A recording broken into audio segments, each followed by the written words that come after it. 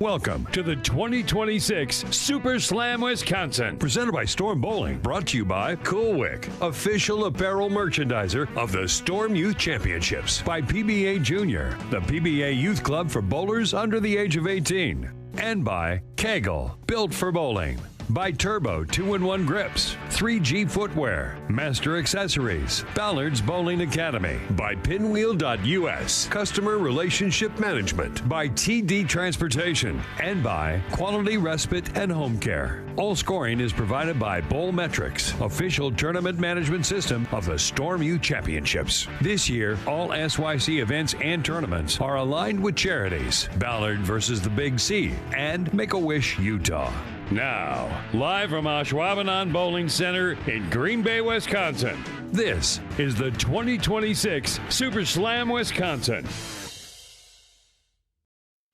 Welcome to the... All right, welcome everyone to the final round of the Super Slam, the 2026 SYC Super Slam. We are live from Ashwaubenon Bowling Alley, the beautiful Ashwaubenon Bowling Alley, where Mike and I both had cheese curds for lunch. Yesterday, today, Thursday. I know you said you were tired of cheese curds and Friday. You got cheese curds for lunch. And they were still awesome.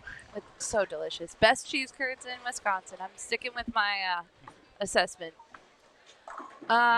We've got some bowling ahead of us. We're going to, in this round, crown champions of the 2026 SYC Super Slam. And Storm All-Americans. And Storm All-Americans. That is very true.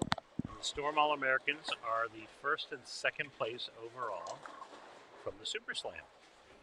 You're right on. And when Blair goes through the standings, or I go through the standings, we will see that there is pretty much a tight competition for the All-American team.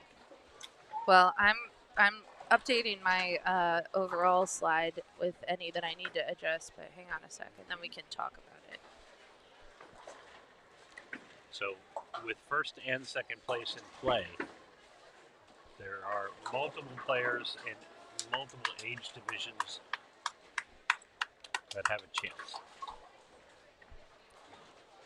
So far, the only change from this morning, as I thought it might, was the U18 boys, because that division is so tight right now, guys. Like, so tight. But let me look at the U18 girls. Yep, that's the only change from this morning. And, yeah, let's run down some scores. So, these are the current leaders in the clubhouse. But, as Mike said, top two in each division. Let's start in the U18 girls. We got Lariel Tharps leading the way. She's even for 15 games, which is an impressive stat. Olivia Lizzie currently is in second. She has been averaging 196. And Savannah Portillo fell to third, averaging 194, but she is only, what is that? 22 points. Back from Olivia. So Sophia is in fourth, a little further back, but still anything can happen. Just jump on over to U18 boys. This division, guys, anything can happen. One pin between first and second right now. So this morning we came in after 10 games. Joss was in the lead. After 15, Maddox Brown takes the lead at plus 317. Joss is plus 316. Alex Crowley in third at plus 270. He's having a great weekend.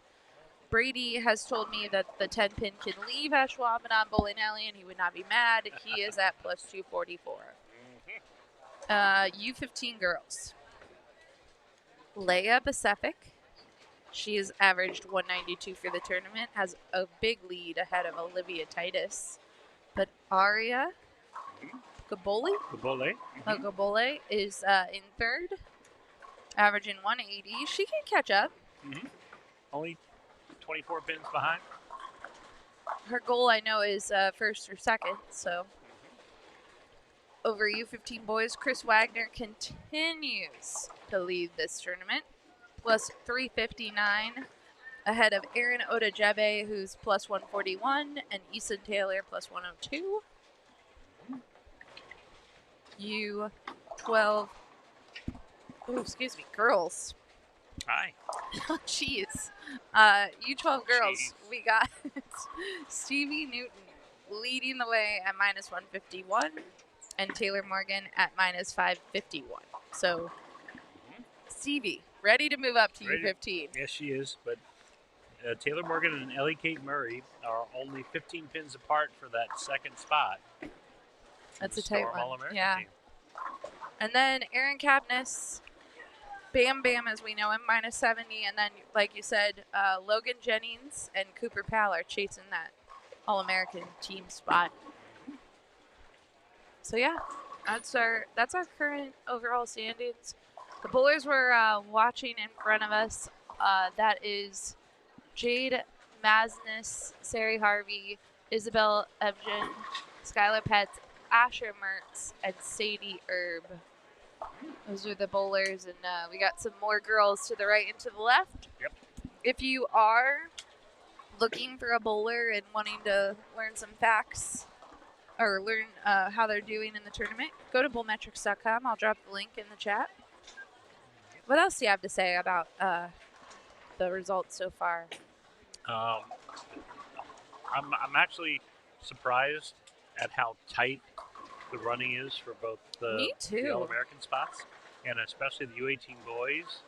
Just straight up is a competition now, and anybody can author a really good block and make that run. U18 boys is tight from the top down. It's just a very competitive weekend for them. And it's interesting, the patterns, none of the patterns have been kind of a runaway, like a scoring fest. All the patterns have made the bowlers work a little bit, which is, I think good for especially a tournament like this, which is, a big one. It's the All-American. It's the major. Yeah, it's a major of the year. Yep. Mike, what is the pattern that they're bowling on? So this pattern, the SYC Law. I will say there were mucho Avalon pads being passed back and forth during practice. Yes, there was a lot of gray-looking bowling balls during the start of practice. 46 feet, which is 4 feet longer than we had this morning. 27 mils, so it's about the same volume. So basically, we've seen the same volume all weekend long. All we've done is change the distances. The ratio was 3.44 to 1, so it's a little more bowler-friendly, but not a whole lot, especially when we're talking at 46 feet. Your main oil lines on this pattern, 8, 9, 10, 12, and 13. So you're going to see play between the second and third arrow. Straighter players, lower rev rate players are going to use the 8, 9 area. And then the stronger bowlers, as you see them come through, will be standing a little further left and working the pattern from a little further inside. And I don't have much of an expectation in regards to scoring pace. I think it should be medium to high, purely because of the fact that the longer patterns traditionally give the bowlers a little more hold, and they're a little more comfortable. It allows them to kind of freewheel the ball a little bit more as well. So. Yeah, I'm hoping that they can get comfy, and the girls may struggle a little on the fresh, just because sometimes their rev rate's a little lower. Not Holly to the left there. Her rev rate is not lower. No, it's not. But sometimes that can happen. So we'll see what happens. Yep. Good transitions. Yep. Interesting watching the players. See how they navigate this. Josephine just got the worst break in the world. Yes. And turned around and made it known to everyone what on earth that was. Yeah, the couple things you can do when you have a volume like this, if you have a lower rev rate, drop your ball speed so that your ball speed and rev rate match up to the pattern better. Option 2 is, you can use a certain amount of surface. If you use too much surface, the ball still, even at 46 feet, will burn up, and then the ball has no power when it gets to the pin. So there's a balance you have to strike when you see a longer pattern or a higher volume pattern on how much do you need to put surface on a bowling ball. Yeah, Shannon made a good point, which I never had thought of. Sometimes when the bowlers, she works some clinics or bowlers come to her in the college program, they don't realize that the Abralon pads, like 4,000, makes the ball like shinier, and the 1,000 puts more teeth in it. Yeah. Like they have it backwards because they think a higher number means more grit. Yeah. So I never even thought about that, but the higher numbers are lower, people. The lower numbers are what you need, but there is a window. Now there are some bowlers that on like 50-foot patterns with a higher volume will often use as low as a 180 grit pad. Crazy. Just remember, and we kind of talked about this before, with the 180 grit and 360 grit pads, you can eat up the front part of the lane, and then your ball sees the dry that you've created in the front part of the lane and has no energy left when it hits the pin. 100%. So, very happy medium. A balance needs to be struck.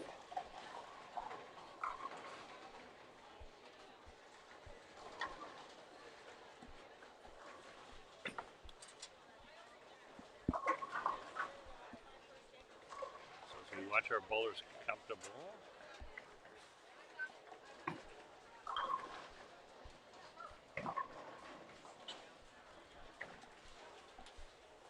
We do see some strikes.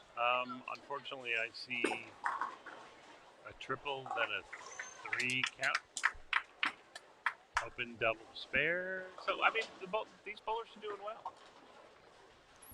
Sadie Erb right in front of us. Front 3, and then she just tugged it a little tight and left the split. But she's in the right part of the lane. She's in the right part of the lane. Yeah. Jade here had a good start, too, and she was able to spare up her. I didn't see what she left, but she left an 8, and now she left another 8. But, you know, if you're in the pocket, what a shot by Skylar. Nice. If you're in the pocket and you're leaving stuff that you can pick up at this point, I'd stay. I'm not, at this point in the tournament, yeah, you might be looking for pins, but to start the block, just be around that head pin, especially on the girls' side.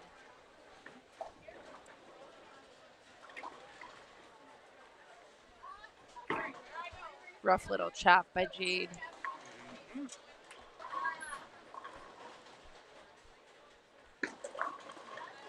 And the other cool part about this is, even though this is serious competition, I mean, they're bowling for scholarship money and Storm All-American status. And, you know, there are some collegiate coaches here that are, you know, just keeping an eye on the players.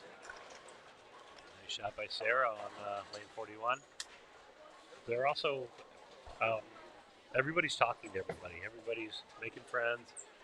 When I go down to do scores, I'm in the bowlers area, getting the scores off the sheets, and some of the conversations are crazy.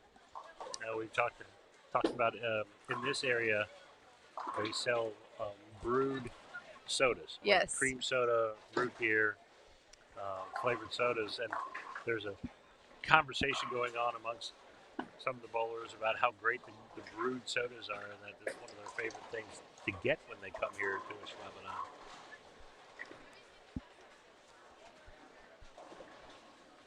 But it's fun. Like I said, everybody's getting along. They're making friends. A lot of these folks may end up being on the same collegiate team. Absolutely. So, yeah. Sooner rather than later, for sure. Oh, yeah.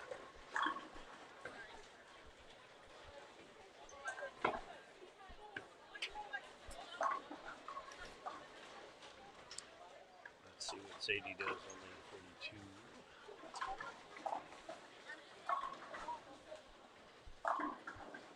Oh, good pocket, nice shot. Just left the 10 pin.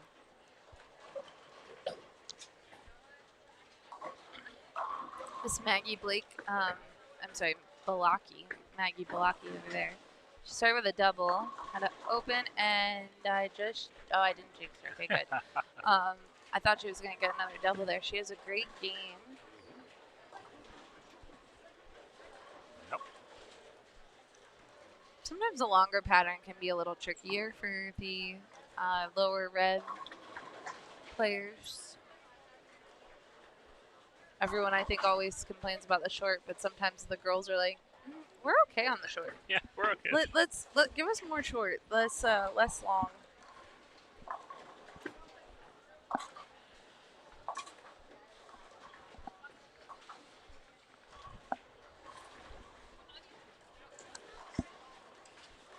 Taking a shot. Almost.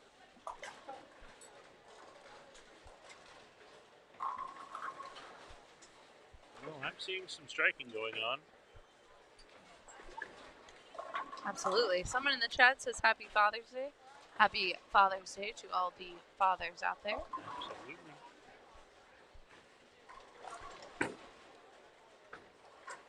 So looking to our left and our right, I'm seeing spare, triple, four bagger, and unfortunately split, triple, spare.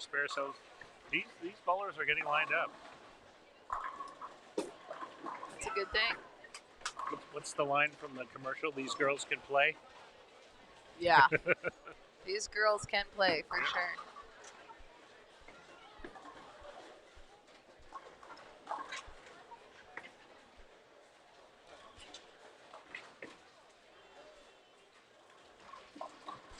Very nice. And specifically on these kind of patterns, you really need to worry about your spare shooting as well. It's one of those things where when you know you're not going to throw 9 strikes a game, especially on the fresh, keeping your sheet clean, making your spares and everything is a bonus.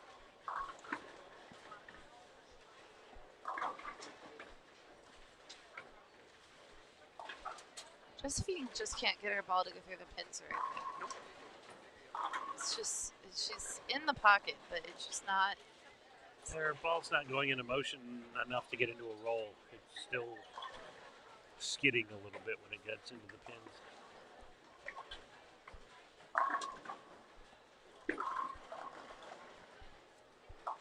Nice spare though. Nice She's making her spares. Super solid spare. What you gotta do.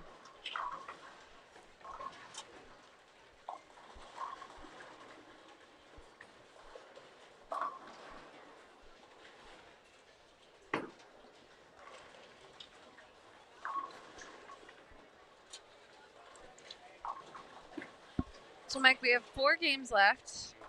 And then, like we mentioned earlier, the top 2 will become the Storm All-Americans. And then we're going to award some trophies. Yep.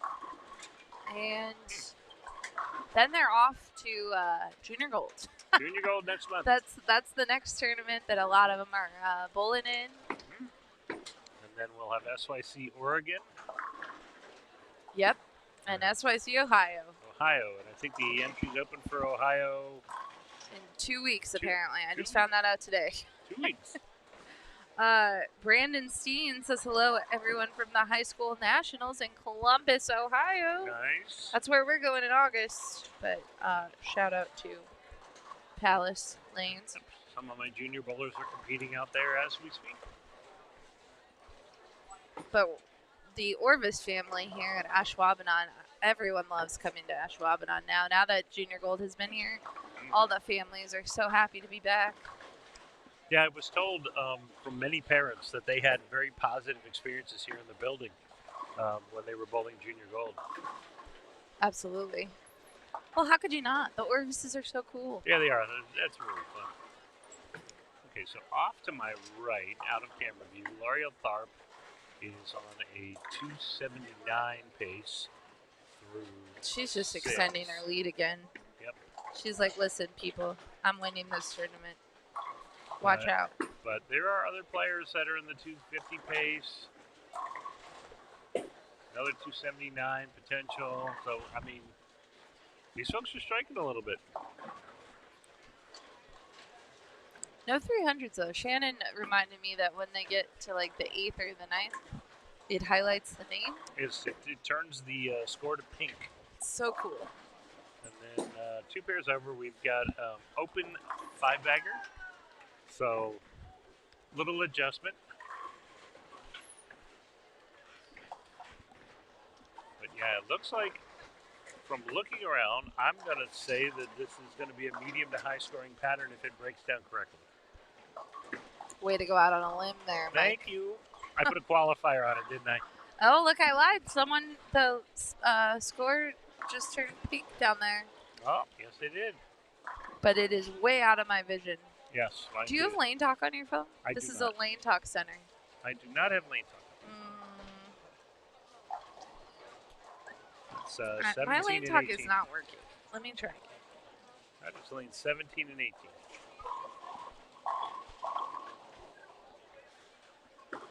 See if it's working today. Yesterday it wouldn't work.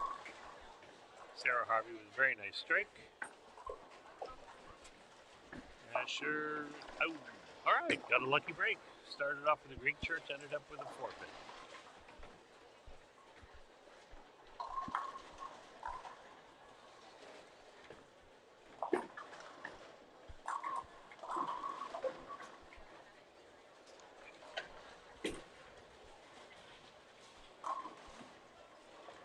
Another interesting thing I've heard from some of the parents is, although their children are competing this week, one thing I am hearing is they're working on techniques to get them ready for junior gold.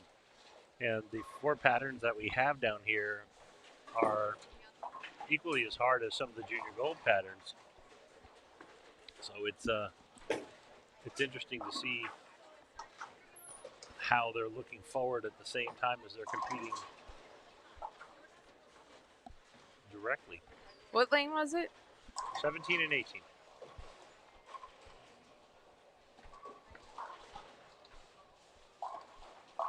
Lane 17 specifically. Oh, here he is. X Ingles. I was going to SYC say it was champion. X Ingles. He looked good in practice.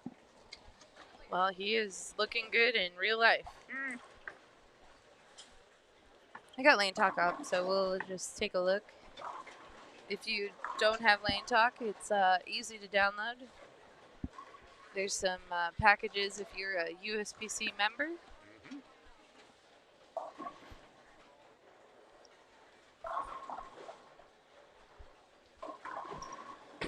Nice shot. Jade Strike Chic is on pace for 230.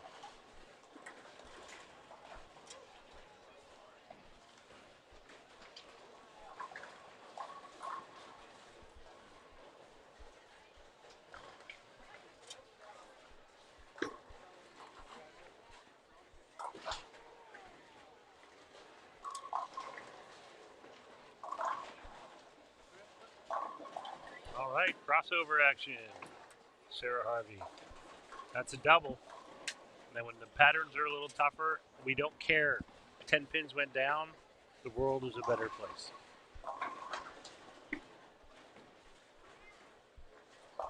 Okay, we got 9 in a row for X. Nice. I don't know if I said that.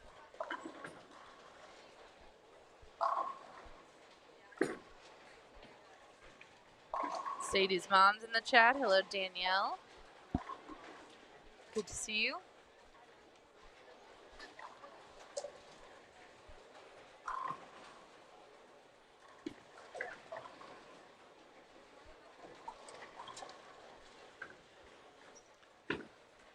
So Sadie, in addition to being a junior gold champion, is also a team champion at the Storm Middle Atlantic National Team Challenge Tournament. She won that title 2 years ago. Nice. Yep. On pretty much an impossible condition. I mean, it really, everybody had to bowl exceptionally well, make the spares. It was really a hard condition. Just doing a quick search. We haven't looked up the bios, but I don't think I have any, so We need more reminders on the bios. That's I what know. I think we should make that mandatory. Yeah, this one is this might be our lowest number of bios we've gotten in a tournament. So we have an open in the next 7, down on 49 and 50.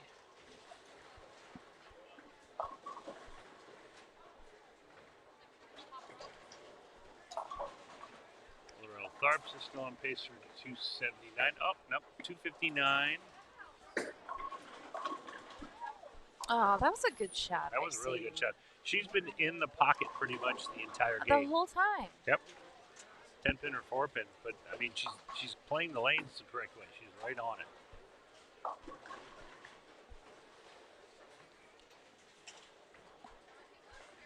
Yeah, we've got there's striking going on here. There's some striking. Yeah, I am impressed. We're still waiting on X to bowl. Looks like he's up.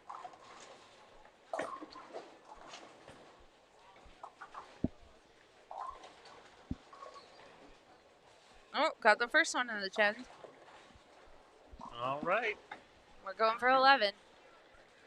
And if you don't have a lane, oh, I already mentioned, download Lane Talk. You can see some live scoring. And then follow Bull Metrics, where you can see the scores after every game. You get them updated very, very quickly. Yep. Best part about Bull Metrics, we go pair to pair, put the scores in the app, and then it immediately uploads. All right, X, his streak ended at 11. He just got a 7. I'm not sure. Oh, I can see what pins. Let's see what pins he left. Oh, nope, I can't see what pins he left. And he can spare for...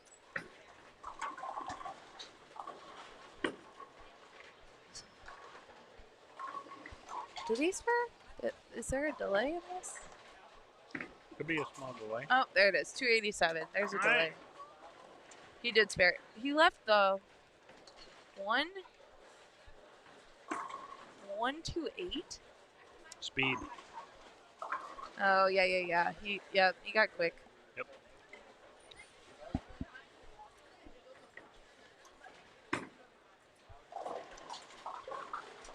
Well, nice ball in X. Nice ball in X. We are on pace for 270s and 250s off to our right.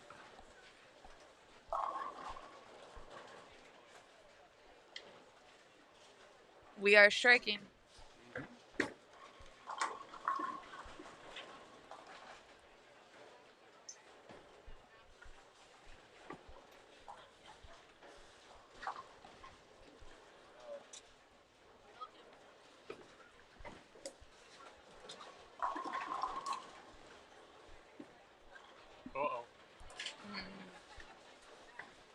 Looks like she's stuck a little bit.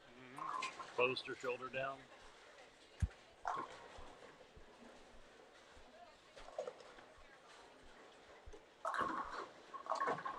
Sadier striking. She went light. She's been in the pocket the whole time. Last couple pocket hits haven't totally rewarded. Now she's on pace for 200, so we're good. Really nice. Yep, well done. So as we have had all weekend, we are going to take a break after the bowlers in front of us are done bowling. This round we probably will have some breaks and times when bowlers are bowling, and there's just going to be some pacing differences because there's a little different number of bowlers on each pair. So yep. Nice just shot. Bear with us. Nice shot by Jade. Puts her in position to shoot 200.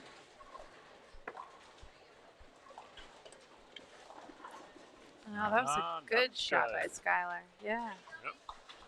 Double there. Yep, Skylar can punch for 199.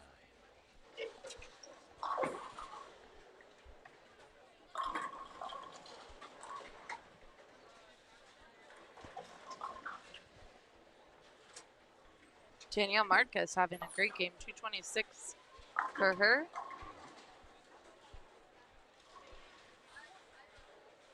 Great start.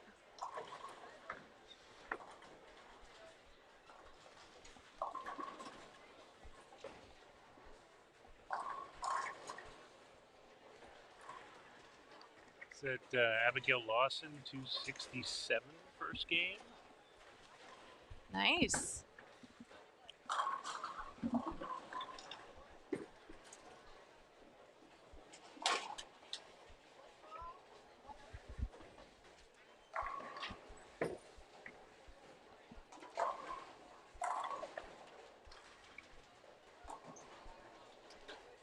Got a potential 290 over on 49 and 50. Isaiah Derflin. Isaiah Dirkflinger? Derflinger, yes. Yeah. He spared a split in the first frame and is throwing the first one in the 10th. Wow.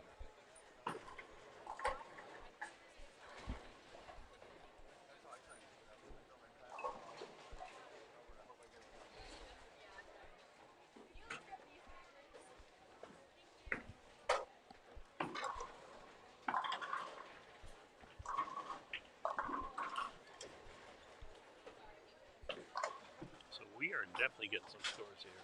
We are. 168 for Skylar. Congratulations. 202, Jade Benches.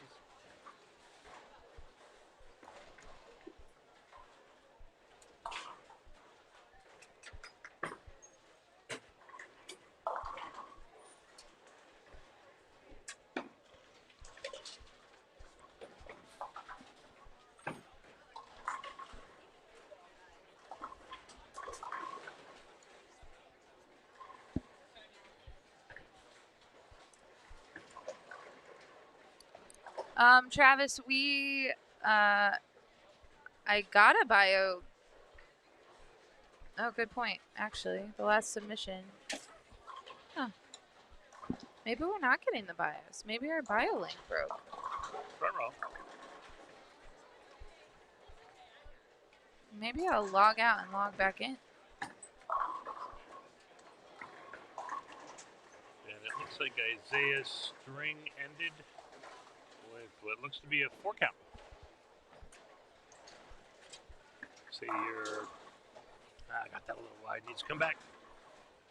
All right. Good save.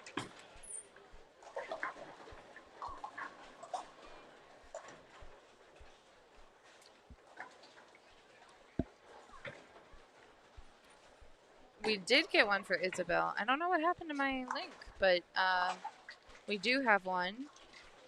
And I'm still, I'll check on this, but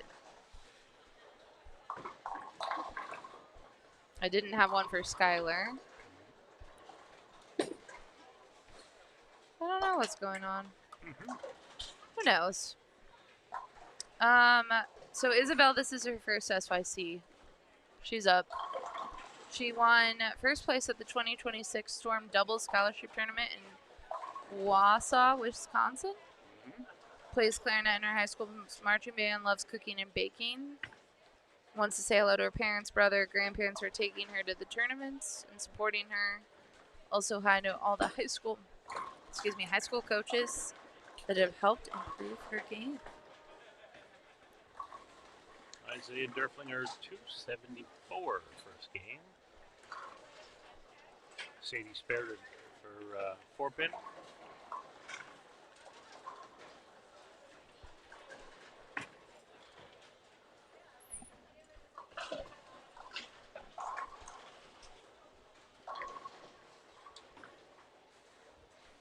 Didn't have one for Sarah Harvey. And she strikes on the fill, 205, high on the pair. Awesome. Congratulations, Sadie. Nice bowling. All right, guys, we're going to take a short break, but we will be right back. The new bowlers are making their way. Mike, you're going to head out and do some scores. Scoring is my name. And we'll be right back.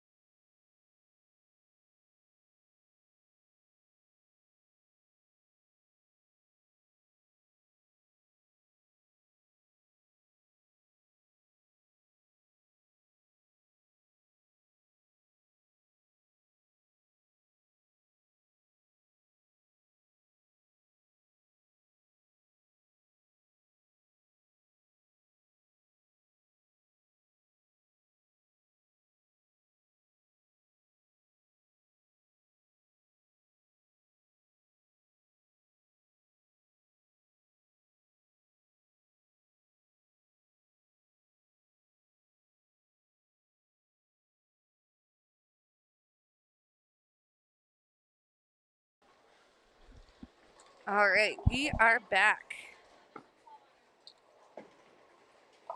And we got some new bowlers. We got Aria Gaboli, Kaylin Evanson, Leia Basevic, Peyton Hogg, Alyssa Randisi, and Ruth Badger.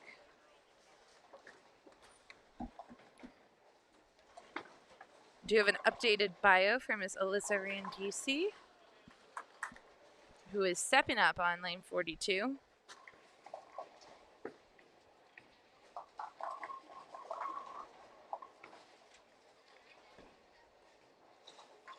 That's Miss Aria over there. Let's see if she updated her bio. She did. Aria's from Frederick, Maryland. Bowls at AMF Woodland in Fort Meade. She's 13 years old. She won the 2026 Spotlight Sport Shot Championship and came in second place at the Gold Preview. She is currently learning German and Spanish and read 16 books in the last 2 weeks. She would like to say hi to Coach Bobby, Coach Kia, Coach Mike, Mr. John, Mr. Farrow. Good luck to the Maryland high school teams bowling in Ohio this weekend also. And I'm joined by Terry McKinney. Hey, Blair. Hi, Terry. I was just finishing Aria's bio. Little Aria. She's read 16 books in the last 2 weeks. 16. That's more than I've read. In the last year? Yes. Oh, so these kids are so smart. My wife's doing a book challenge. She was trying to get last year she did 50. Yeah. She's going to try to get 60 this year. She's on 80 already. No way. Yes. She's taking the challenge serious. That's amazing. I'm also doing a book challenge, but I'm starting at like 30, so that's a lot for me. I'm doing audiobooks. I'm on 3. Yeah, nice. Okay. Too much driving around to tournaments. You can just listen to an audiobook. That is true. I'm getting a caffeine delivery, I think. And by delivery, I mean the front desk. They have these bubbly or something? Bubbler. I've never heard of them. Yep. And I was up there. I'm like, I'm falling. The cheese curds put me to sleep. Soda there? Shh, we don't, there's not enough caffeine in this. I just went up for this and they're like, do you want one with a little more caffeine? And I'm like, yeah. Anyway, how's it going? Going good. I've been sitting by the raffle for a while, but I get to see like probably 8 pairs while I'm doing that, and I just took a little bit of a walk to see how the 18 boys are finished up, and some big games there, and then a couple big games down here with Savannah and how do you pronounce her name? Laria. Yeah, she did 57? great. Yep. Yeah. Currently leading the whole tournament too. So, and Leia, who we're watching in the U15 girls, she's currently leading in her division. These are some great bowlers we have in front of us. This is Peyton. I was gonna see if we have a bio for Peyton. Peyton's down in Sauk Prairie, down by Madison. I think she's a sophomore. She throws it pretty good, Terry. Yes, she does. I'm well aware of her. I wonder why. One of my bowlers is her coach, Braden Fenridge. Oh, nice. He's always working with her and talking her up. We also have to the left Molly Lesner, who she was one of our medalists today on the medium 2 pattern, medium per 2. Yeah, some of the girls got very frustrated with those medium patterns. Medium patterns are hard can be hard. I shouldn't say they are hard, but they can be challenging because there's so many different ways to play them. Everyone plays all over, and then it just kind of either it's really good for the pattern or it's really not good for the pattern. A lot of them said that they just did not move in fast enough. They didn't believe, I can't believe I had to move in that much. And they just weren't following what they were seeing. Because, it's medium, I should stay in between here, but it almost played like a long pattern where they had to get in and play the shim. Absolutely. So Alyssa Randisi here, she is an exceptional player at age 13. She practices at Bones Elite Training Center. She's from Brooklyn, New York. She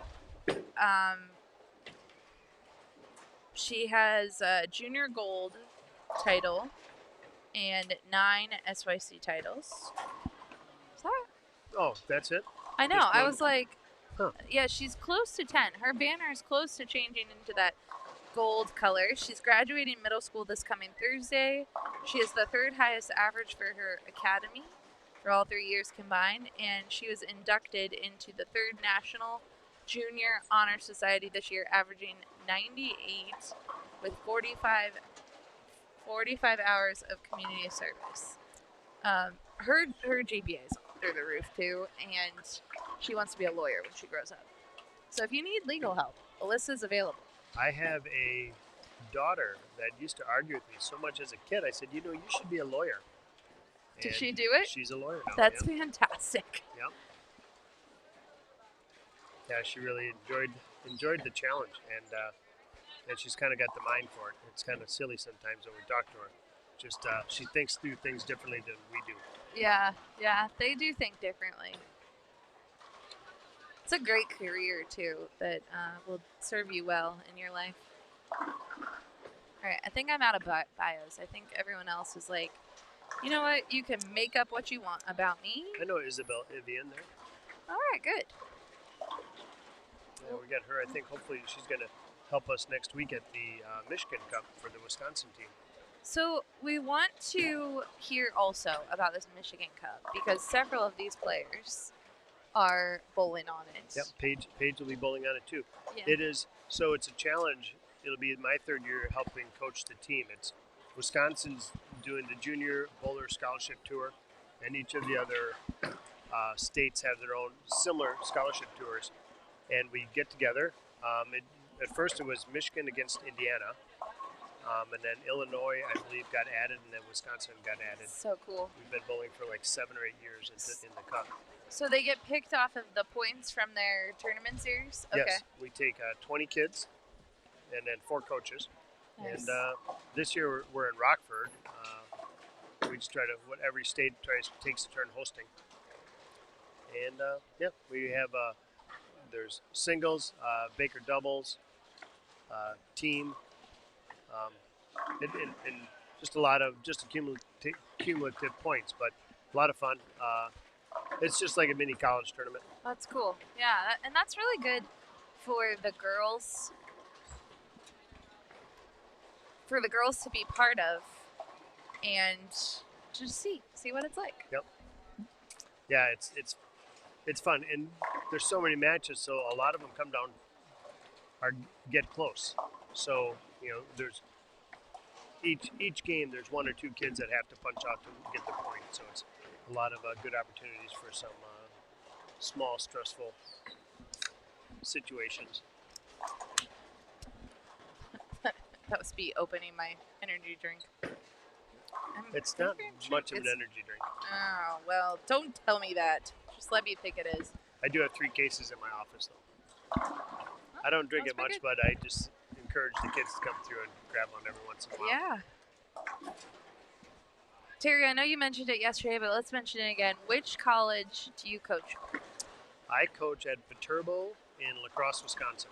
Yeah, I love it. It's a small private school. We got both men's and women's NAIA teams, both varsity teams. So, been a lot of fun. Yeah. And how big is the school? It's small private, but it's about 2,000. Oh, that's great. Yeah. About 1,000 is undergrad and about 1,000 graduate. We're right along. We're a few blocks off of the Mississippi River, so it's just a beautiful. Beautiful. Yeah. Secluded in the bluffs of the area. That sounds like a very pretty campus. It is really pretty. Yeah, I came to La Crosse 40 some years ago, and I just loved the area, and I just never left. Nice. Well, how could you? I see the pictures you take sometimes. Yeah, I know. I like it. And you have the best named dog ever. Yep, Emmy. Sweetest picture, named after the IQ Tour Emerald. which I think you did enjoy that bowling ball too. Yep. So My this God. just popped up from 6 years ago. So she's 6, I guess That 6 little years. face. Aw, looking at the horse. Yep. my She was. God. Oh yeah, that was my wife's horse and my Aw. dog. So It's amazing. yeah, fun times. Leah just missed a 10-pin there. Yeah, I saw that. That's Pretty- not like her. No. So in the chat, I see Trina Murphy is here. She's watching Taryn Murphy to the right. Hello, Trina. We miss you. I was asking about you the other day, and I heard you went to the spa, so I'm glad you're treating yourself since you're not here with us. You know, Mom stays home and gets a weekend to live peacefully. They're supposed to have that every once in a while. Right, exactly. They definitely earn it. Yeah, if there's any other parents in the chat, and happy Father's Day to all the dads out there. Happy Father's Day, Terry. Thank you. It's a hard role, that an important role in life. But I tend to think that the mom's role is more important. I don't know where my kids would be without my wife, but aw, I do play a part.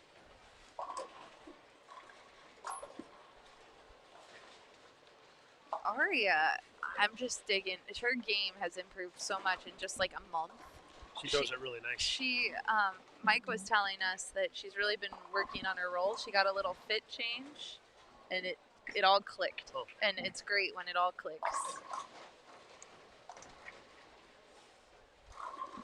Kaylin Evenson too is as she keeps getting growing, Yeah, she's getting throwing the ball a little bit more like her brothers.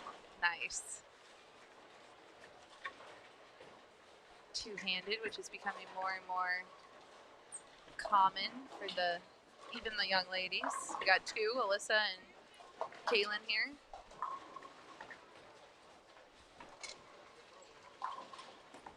Yeah, two-handed lefty. That's a pretty good deal. Very cool. Yeah.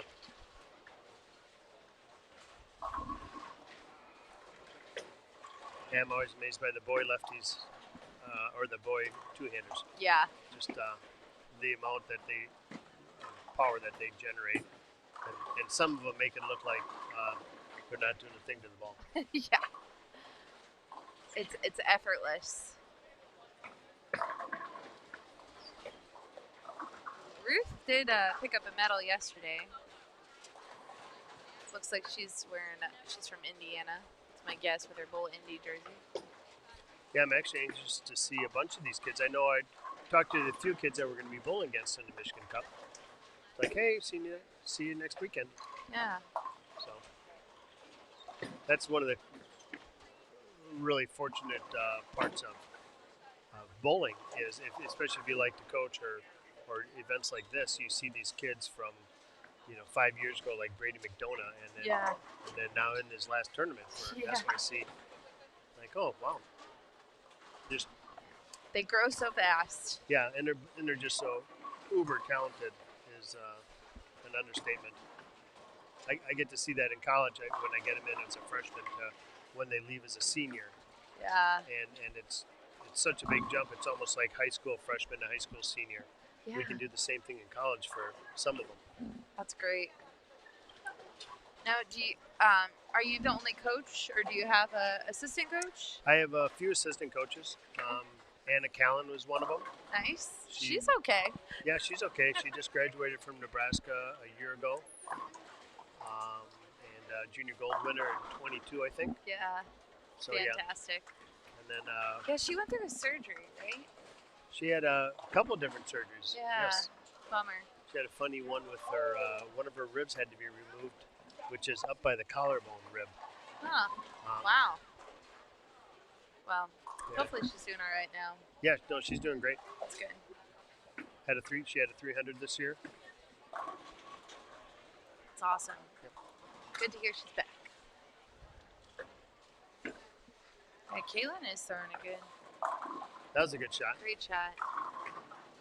Clean through 5.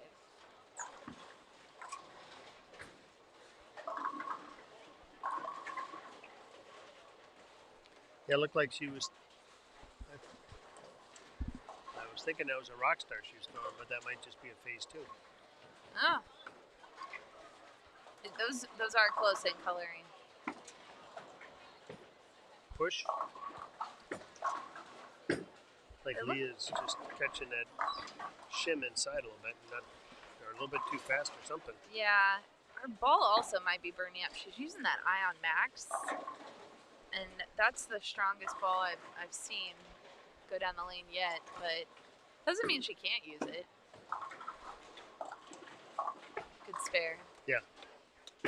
So much fun spares. Leia's family is Serbian, which is very cool. Nice shot by Ruth there. Yeah, I met her at Junior Gold, I think, a year or two ago, and then I run into them at different tournaments, and their dad. They're so nice. You look familiar, and then by the time we start piecing everything together, it's like, oh, okay, this makes sense. Yeah. And when you see her, you go, oh, how old is she? You know, thinking 15, 16, and it's like, oh no, she's 13. Yeah, she's so tall for her age. Yeah. And mature. Very mature. Yeah, she's very nice. She always comes up and says hello, and then thanks us for running the tournaments. That's nice. Which is really nice. And she's won a few too. I'm not sure how many we're at with Leah. Oh, there she is. She has 2 titles, so she'll pick up more. Yeah, she has only been bowling for a couple of years. Right. Yeah, just started. Maybe her 3rd year now. Just everything clicked when she started. Yeah. She seems pretty athletic too, which is nice. But with a height like that. Get up. Get the spare. Spare by Sophia there. Another one that'll be in the Michigan Cup for Michigan's team. Very cool. Yeah. She's an SYC champion. She, I know she has won many MJMA titles too.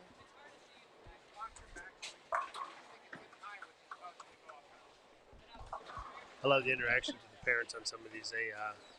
It's like everyone has their personal ball rep. It is, yeah. Well, we tell, and you know this, the parents are the ones that watch the bowlers bowl the most. So even coaches sometimes, even if you, like some parents will come up and say, I don't know anything about bowling. It's okay. You don't have to know everything about bowling. You know when, like Sophia's dad just said, it looks like your backswing's getting a little high. And so like you can see, even if you're not a bowler, you can see when something looks a little off and you can tell them like, hey, this looks weird. Or hey, your foot's doing something that you haven't seen before.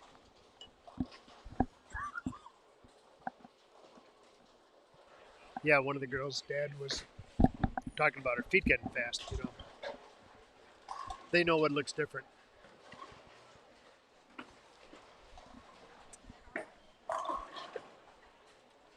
It might kill you because it's diet, but you're good. You can keep it. Thank you. No problem. All right. Yeah, you don't have to be tour ball rep to be able to tell your kid some of the changes. And you know, you may not be you don't have to be the best bowler either, but you do spend a lot of time. You watch every shot go down the lane. Yeah, totally. And you're invested in it too, not just financially. You want your kid to do well. We know you do. So. Yeah, and you just had that communication. Chris Orgeman always travels with Holly everywhere, and I really enjoyed listening to them, just how they discuss what's happening on the lanes and what they're seeing. Holly's a great bowler too. There's just so many in this field that are awesome, and Holly's going off to Jack State next year? Yeah, she's going to be senior. Okay, one more year and then she's off, so it's hard to keep track. They signed so early now. Yes. Yeah, just they want to get everything figured out.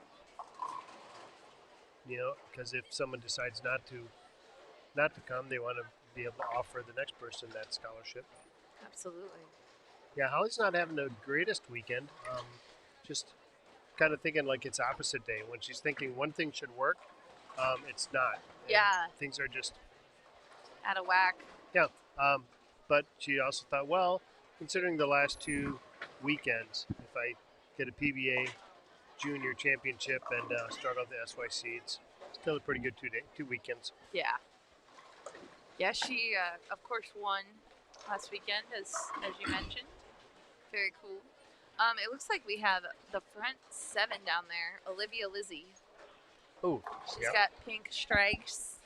I don't see any other pink ones, but nope. And she's going to Wichita next year? she is. Wichita. Yeah, she just graduated. She throws the ball really nice. So good. I'm going to see if we can pull up the totals. Because Olivia was up there. Olivia's currently... Hold on, let me make sure we have some scores in here. So after one game... Yep, everyone's in. Olivia's in 3rd. But she was only 23 pins back from 2nd. And Larielle is leading by quite a bit. She's plus 57. But a 300 could move things around. Oh, as I talk about it, we ended. She had 9. Oh, yeah. Larry Alvo has 2 opens this game, and then Savannah's clean with no doubles. So probably going to be a lot tighter there up on top. U18 boys, this division is still so close. Maddox plus 365, Joss plus 342, Alex plus 313. Just really anyone can do anything in that division. Yeah, it's getting down though. Only 3 games to go after this one. So it's true. Pulling away a little bit. Speaking of pulling away a little bit, Christopher Wagner plus 417 on the weekend. U15 division. Aaron Ojebe is behind him at plus 169, but that kind of wraps up. Yeah, U15 boys. Wow. He's just having a really great weekend, and that's even with ex Ingles shooting 287 last game. So let's see here. Yeah, sometimes you're just throwing well, and you see everything right, and your guesses are perfect, and your changes always work, and you make your spares and can't do any wrong. Yeah, and that's what's happening. It's really great.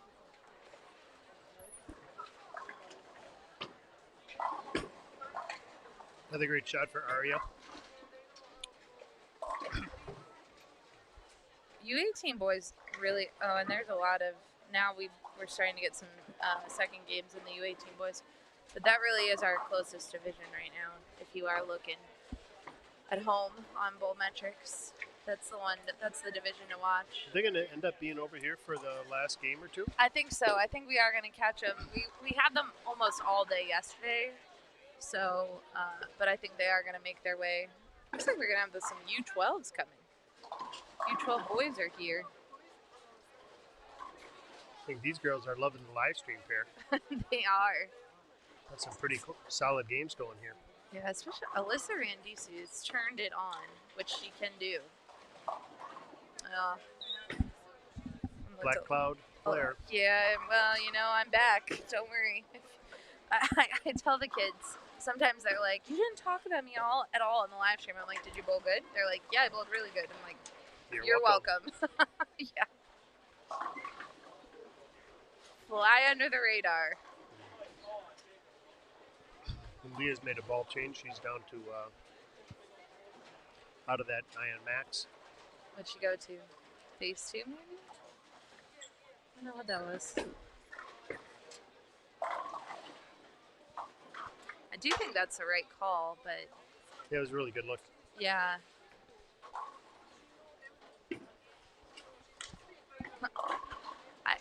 I could watch Aaron Cabness, who just threw a shot on lane 40, bowl all day long. And he would bowl all day long. He just throws it so good. I don't understand how these young kids there's no way they can be bowling for the 10 years like that looks like they have been. Yeah.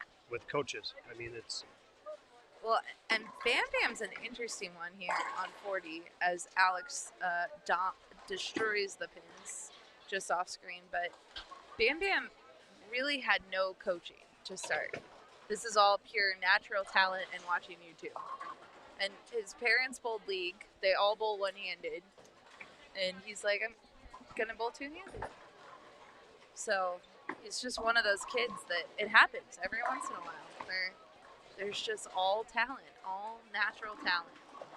yeah, they want to learn, and then they can find YouTube or see one of those 8 amazing two-handers that all throw the ball differently, so they can. There's no rules; they can make up their own rules Right. a little bit. Yeah. They're like, I think I like this that Chris does. Yeah. This that Belmo does. This that Simo does.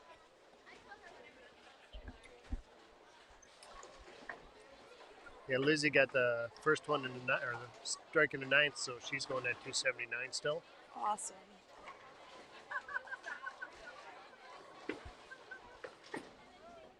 Yeah, Ryan Barnes, I think he just kind of, his dad called up all the pro two-handers. And, Hold on a second.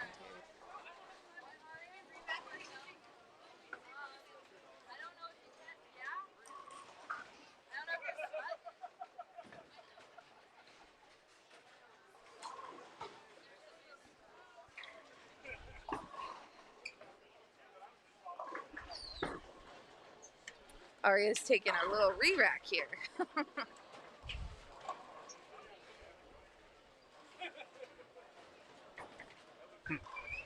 That looks better.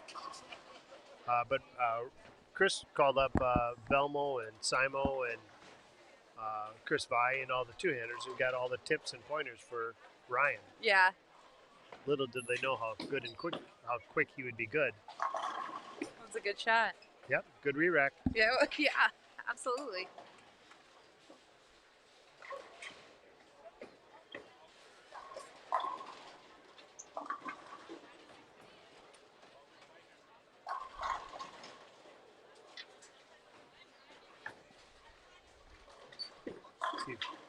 Oh dear. She looks back and smiles. She's like, yeah, that was a little errant. Luckily on an open though.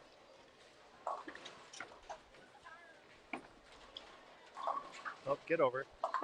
Oh dear. Looks like Woo-hoo-hoo. Looks like they're getting a little bit of a shim inside. She pulled that one, had that one inside a little bit, and it still held. Yeah. I was wondering how they would break down this afternoon.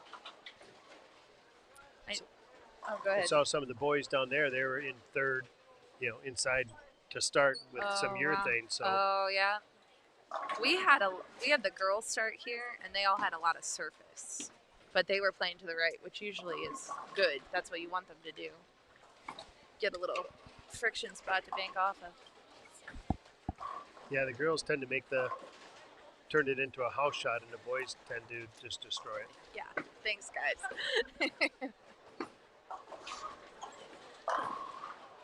And then when you mix them together, the girls don't like following the boys, but the boys aren't used to, what the girls, Absolutely. the transitions they give them either. Yeah, it's a mix for both. They are fortunate. Leia just is missing inside. They are fortunate because next month at Junior Golds, they sorry, I just lost. They'll be bowling in the house with the same gender, same age division. So this is more of a challenge than they'll see. Not more, because the patterns are very tricky, but bowling against a mixed field can sometimes create very challenging conditions.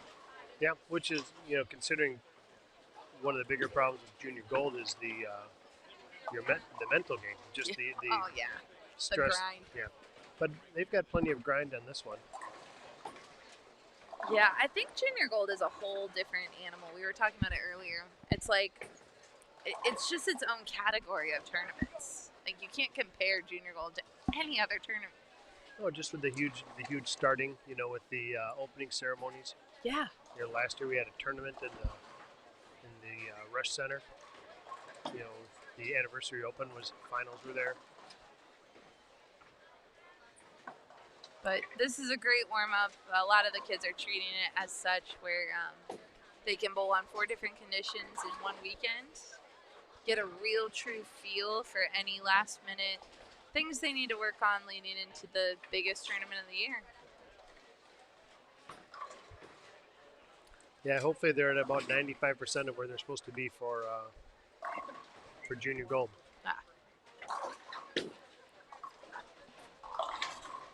Yeah, I liked someone's tip yesterday. I can't remember who it was, but maybe having your 5-ball arsenal already picked out to come to this event would be a great idea. Yes. Test it out in all 4 patterns. And then just drill that concept, add that in there, and you're all set. That's right. Ball of the tournament.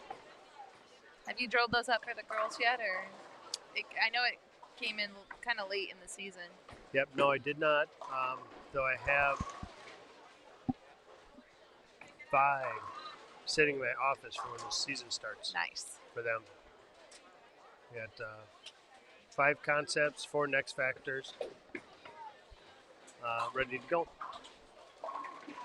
Taylor Morgan, so little, so much power in her game already. She's 4 foot nothing and stoned a 9-pin. Yeah.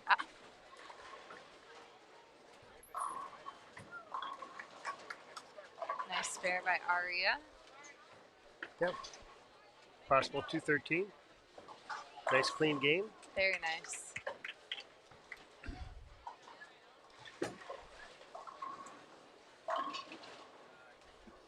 You know, Leah's been struggling this whole game. She's got 1 open. She can still shoot 193. And it looked like she was just struggling the whole time. She's so good that way. Yeah. She is making those spares. This is what, everyone says, make your spares. And she's proven it. This is what happens. Yeah, I was talking with her dad earlier, and he kind of has the mindset, if she can just stay close to that, even, shooting those 200 games, keep it simple, not trying to shoot big giant games and just going grinding and making good shots and covering your spares. Yeah. I think that gets you a long ways in a lot of tournaments for girls. Absolutely.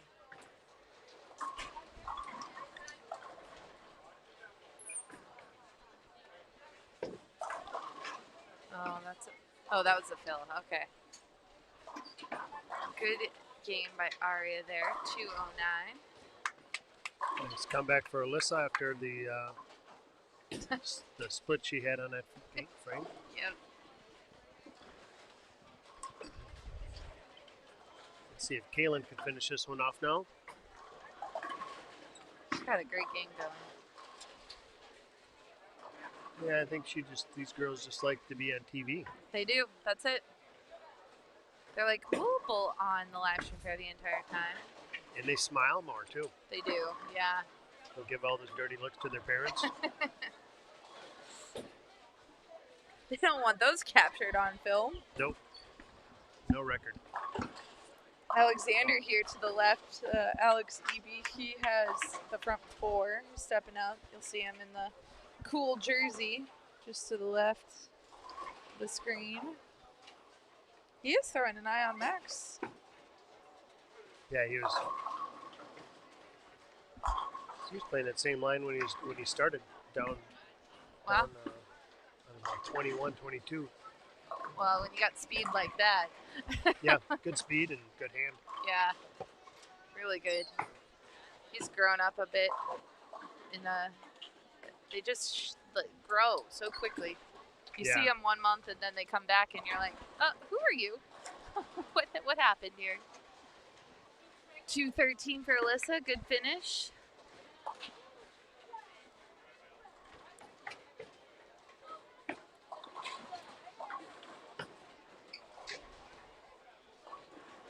Pretty good games from our 3 leaders, 258, 215, and 218 for the 18 girls. Okay, sure.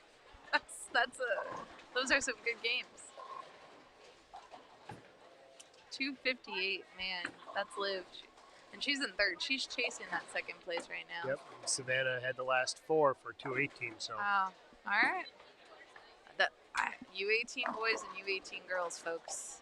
Keep an eye out on those scores. We'll do a little score check at the beginning of next game.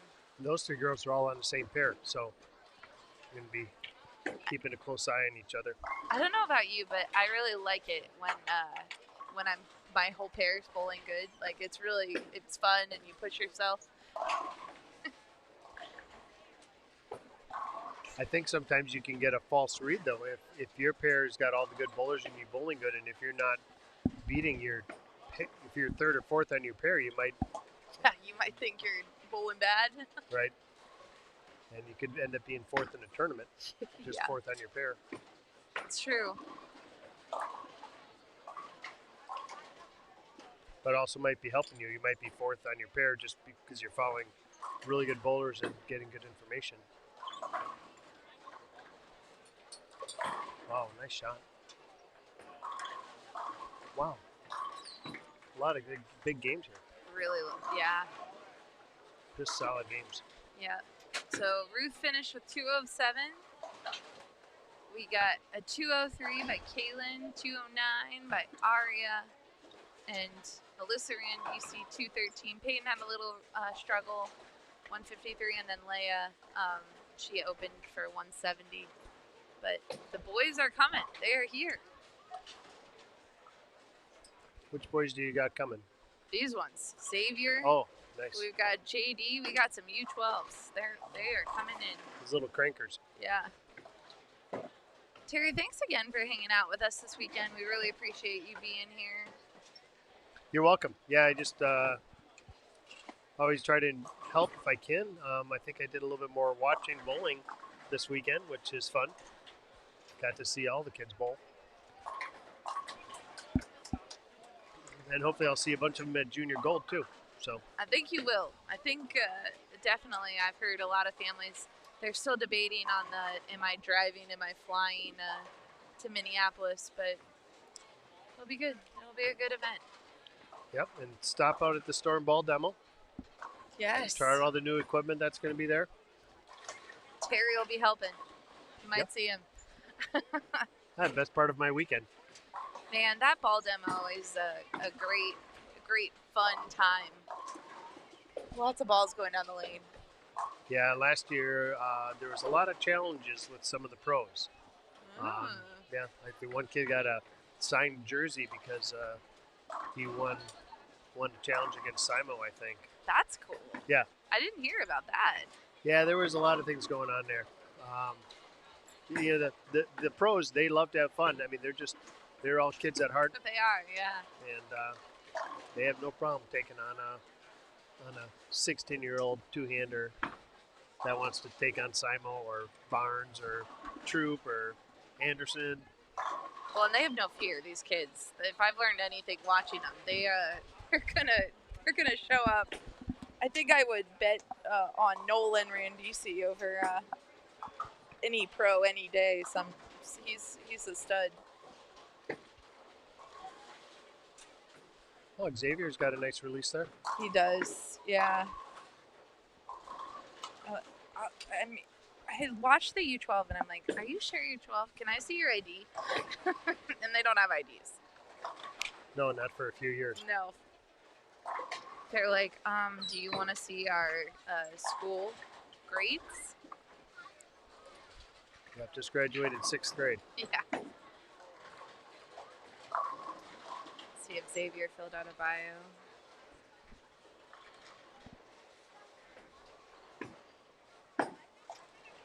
And then they, pull out the plastic ball and throw it straight for the 10 pin and pick it up like it's no problem. I'm telling you, they're impressive.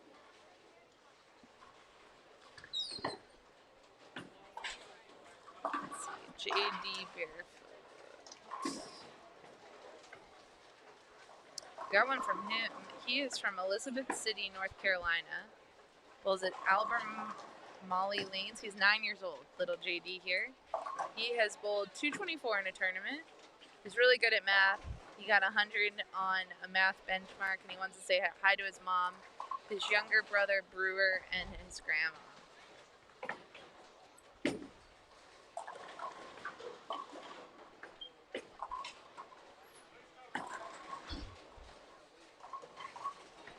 This is just game 3 for them, right?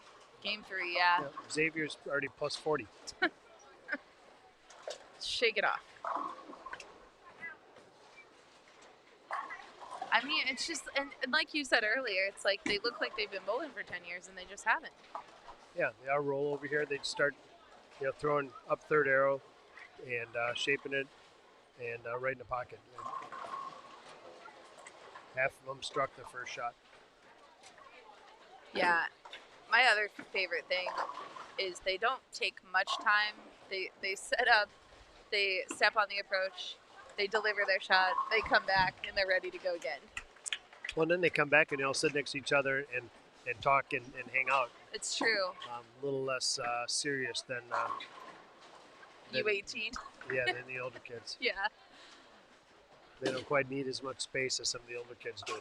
No, they don't. Whoa. Got that one a little to the right for Nolan. Almost took back though.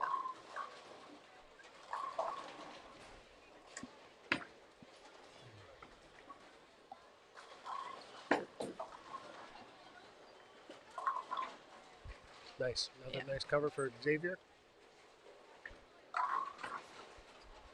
Looks like he's from Wisconsin. He's got a Wisconsin jersey on. Oh, poor Elliot. He buried the first shot. I mean, look at these releases, Terry. Did you throw it like this when you were 9, 10, 11? No, I spun it. I think most of us did. Yeah. We weren't rolling it like these kids.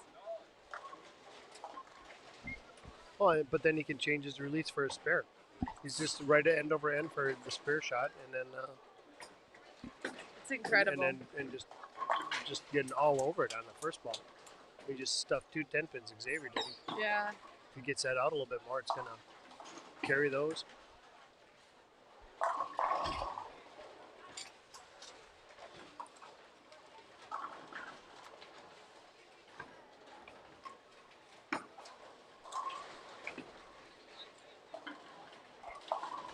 The other thing they all do, if you look across this U12 pair we're watching right in front of us, 41 and 42, and then over to your right on 43 and 44, if you watch their arm after they release, their arm swings are always so free. If you watch Ellie Cates, her arm is just swinging back and forth, which is something you don't get until they're U15, U18 sometimes, but... Yeah, and it's straight, too. I mean, it just came... Oh. Okay, yep. JD. Way to go, JD. That's awesome. I also like it because he turned around and was happy he did it, so... Yeah, big smile. Did I get a high five? Yes! Wow. You want to put your shoes up yet, Terry? I'm ready to retire. No, not you. You can't retire yet. You're still shooting 300s, 800s.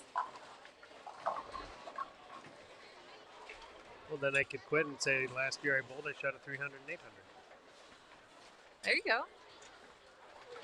Maybe if I ever shoot another one, I can quit after that.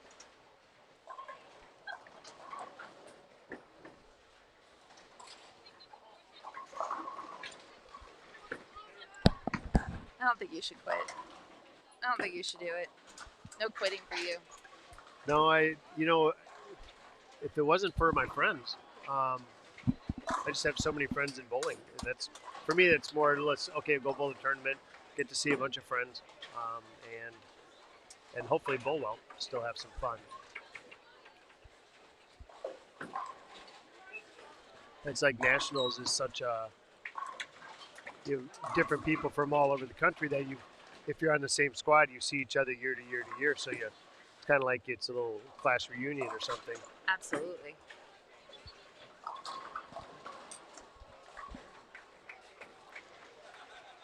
Let's see what JD follows his split conversion up with. Pretty good shot. That looks pretty good. Get up. Get out of there. That's what ball weight. They just have to grow into their ball weight. Yeah, imagine when he does. Oh, my goodness. Shannon's been talking to us this week. There was a study done that you can read about, that the U.S. Olympic Committee did a study across all sports, and there's a power age that's between like 9 and 14, I think. And I have to read the study, but she's been talking about it, that at this age, which all of these kids are in, the best thing you can do for them is let them just be as powerful as they want to be. Like, let them get as much speed, let them rip the fingers out of the ball just like Ryan did, and then later start to refine them. But let them just have fun and go up and be as powerful as they want to be. Yeah, this is the opportunity. Their body is to learn how to crank the ball and to get generate all that power. And then as parents and sometimes coaches, because we can maybe get them 10 more pins than average, we move them up in a weight, and then we steal some of that ability of their hands learning to release the ball with all that power. Yeah, you want to let them feel it as much as you can before you let them move up. We have one-hander in this pair, Logan? I think so, yeah. who throws the ball amazing. He does, absolutely. It's really funny. We have families reach out to us all the time about if they have a youth bowler who's one-handed. It used to be that the one-handers bullied the two-handers. But now we've got, at the younger age, some of the two-handers are saying, like, oh, you should go two-handed to the one-handers. And the one-handers are like, I don't want to go two-handed. Like, let me be.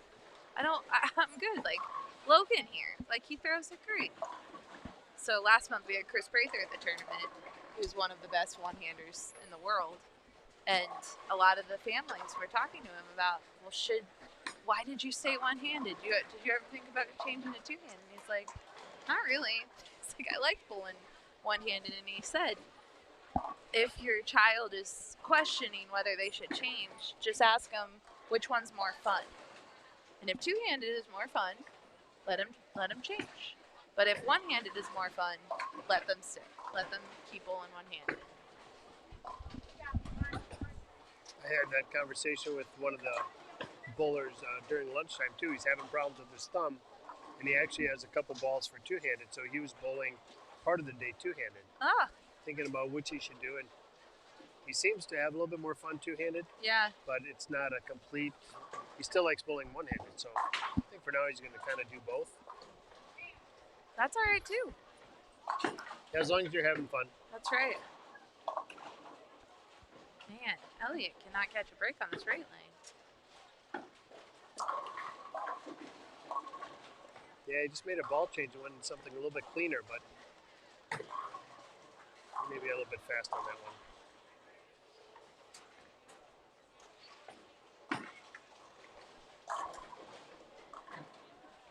Get it the hard way. Yeah, that's what I was waiting for it to deflect. Yeah.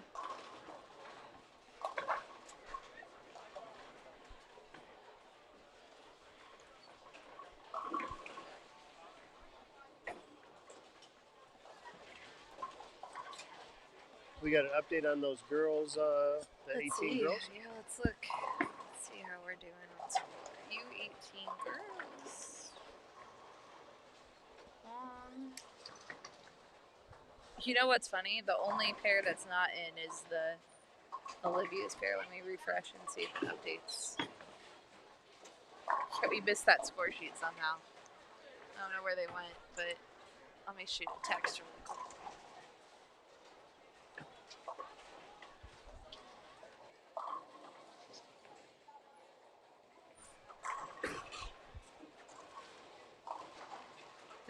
It's been kind of tricky today getting the scores in because as one pair is finishing up a game, another pair is just starting the same game.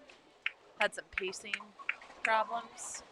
Not really problems, it's just we got some 5 pairs and 6 pairs, so. I think they probably made the big jump. Yeah. So then they took their sheet with them, and Mike, that probably won't catch it till they get back down on that end.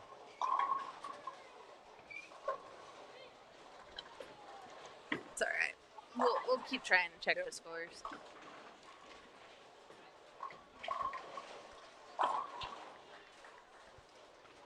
Oh, Aaron Odejebe down there. His score is pink, front 7.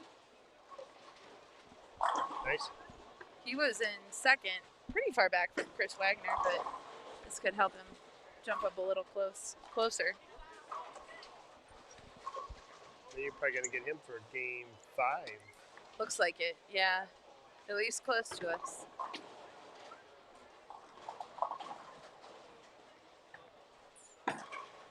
I asked Vivian Jepson, who's up on 43. She's wearing that cool jersey.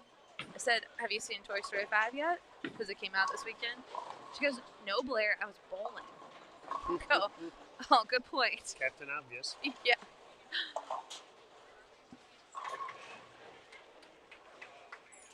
She's doing well. Back 5. She's medaled. I think every round she's been up getting a medal. Well. Yeah, nice finish for hopefully 202. Yeah. LA Kate Murray, that game 173. Taylor Morgan 184.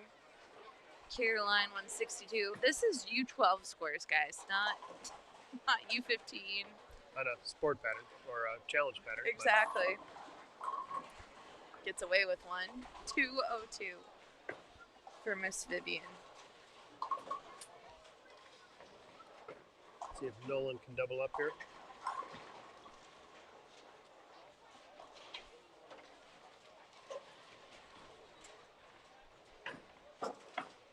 Ooh, it's got a chance. Oh yeah, just blows the 7 out of there. All 12 pounds of it. Are you jealous of Nolan over there, Terry? I'm jealous of all these kids. I know, me too. I used to say that I needed one rev from the U18 just donated, but now I need it from the U12 too. They have plenty of revs.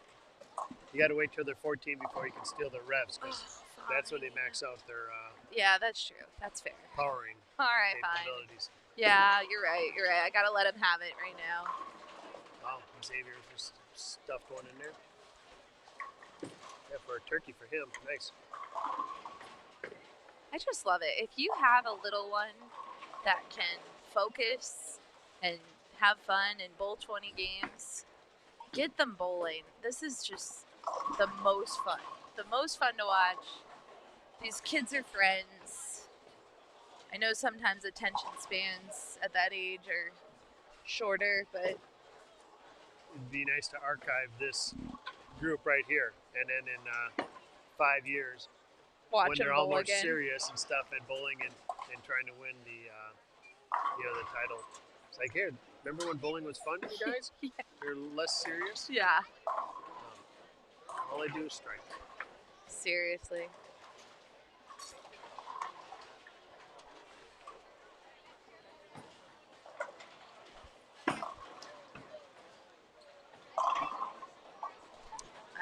I got no notes for Ryan. That was a good shot. Yep. Turkey. And he's just going up more forward with it. Yeah. And Xavier's coming around it. Yeah, it's amazing. They have more hand positions than I do, and they're 9 or Well, 10 and or 11. Their composure too. All the older kids, it's a stressful weekend they're saying, and these guys are no stress. Yeah, they're like, what are you talking about, stress? I'm good. Xavier got a little bit wide on that one. Bad break. But we'll see. Maybe he can pick it up. I would not put it past him. Looked like he was looking for a little help from his ball rep. I think the ball rep said throw your spare ball. Ooh, Trip it. he just tripped a 4-pin. Yep.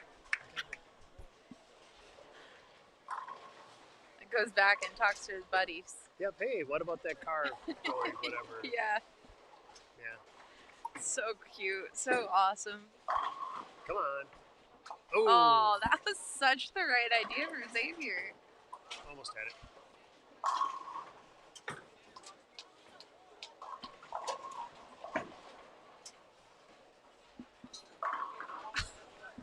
There you go. Double. Yep. He literally, he's like, yeah, I need to make a move. made it, and now he has a double. It's like mini bowling. It's bowling at a miniature level.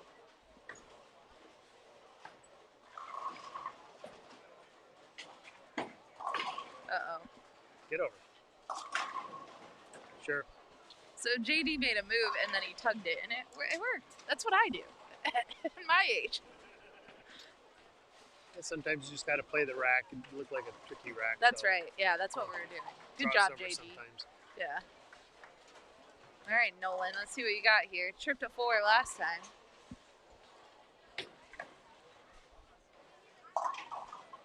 Come on, sit out there.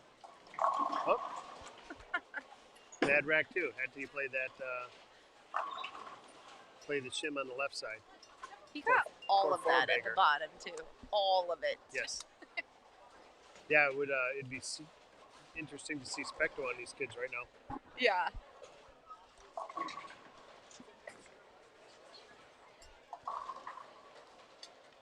Got some shout outs in the chat. We had a nice job for Natalie Martika. She was bowling to the right of us.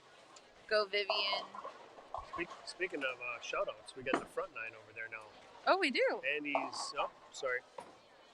279 possible. Just jinxed him. It happens. I think it's because I'm hanging out with you, Blair.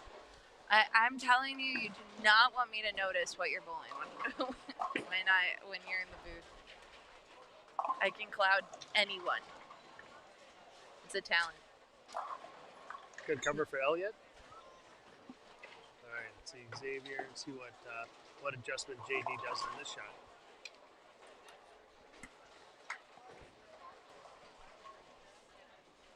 There's so much composure. JD is helping Xavier call in. I don't know what he did. JD literally, he just went over, helped his friend. Now he's like, all right, I gotta go bowl. I'm gonna step up. Oh, that looks like a better shot.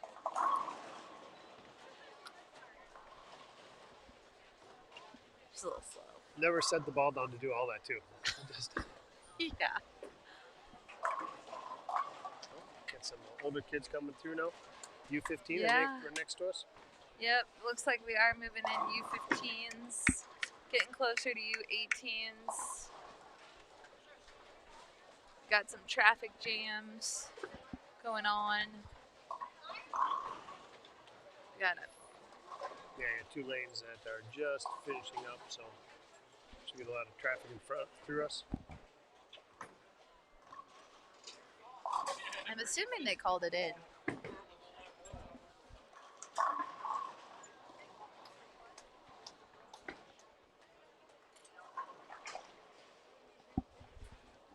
We're gonna just check. Oh, wait, I got a Ryan. Ryan sighting. He's all over it. He's all over 41. Oh, we got an it'll be a minute. Thanks.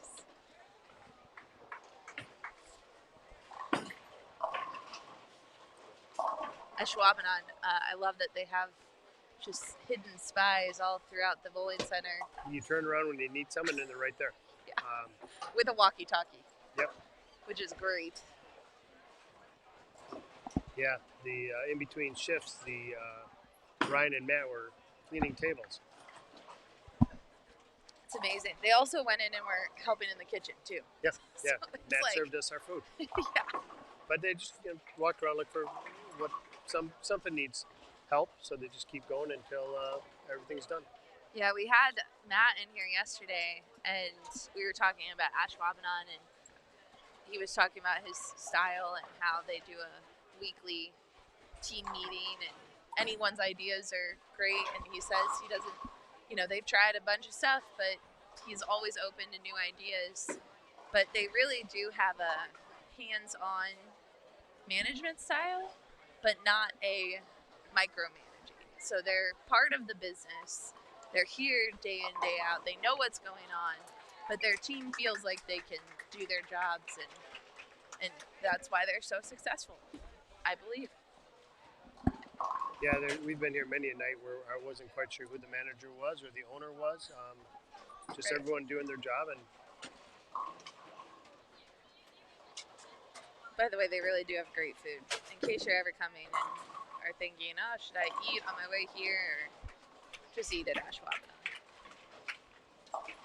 a little trip for Xavier after that long wait. You can still Didn't phase him at all. no. No, that's why we need to archive this event. Yeah, we will. We'll go find it. Come on, push. Nice. What a shot.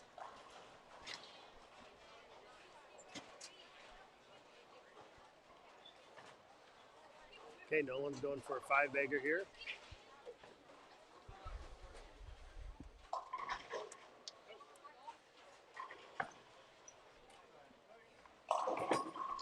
Oh, Xavier got a handful. Oh, I couldn't trip the 8 or the 4 pin that time.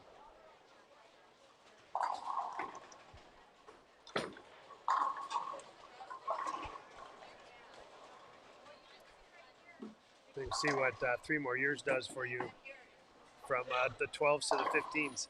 Yeah. Just so much more speed and revs, and not as many smiles though. No. Just serious. I know. They lose their smile. Well, Christopher Wagner, he was the smiliest little kid, and now when he smiles for pictures, it's like the teenager, Oh, like not smile, and not I'm like, allowed to smile. Chris, come on. It's been a devastating weekend. Ellie Kate grew out of her bows. She used to wear the little I bows. remember that. She told us that she took an 8-month break and came back and said the bows are done. We're like, really? Devastation. It's all right. They grow up. We gotta let it happen. She did try to tell us she didn't like her bows too, and we said, Ellie, you used to match your bows with your outfits. We know how you were. I remember seeing those bulls. Ugh, so amazing.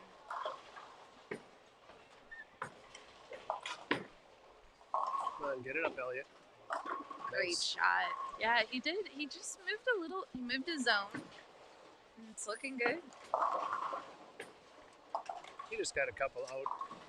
His Oh, first yeah. shot was real good, then he missed a couple right, and it kind of got him a little bit messed up. Tried a ball change, and then finally just went back to where he was started and made some good shots. It's awesome. And what is he, 10, 11? Yeah, So I'm good thought process. talking like he's on a tour. I used to say, and I really believe it, college coaches, and actually Shannon O'Keefe this weekend, she told us they go and watch some U12 at Junior Gold every year, and it's like their stress relief a Yep. little bit, like that squad, but they also are kind of looking and seeing like what's out here, like because these kids, I mean, Nolan looks like he could go start at a college tomorrow. Yeah, he just ripped the cover off of that one. He's got 3 opens. He can get this one for $1.97. Let's see what Ryan. Oh, that was a little in. Held though.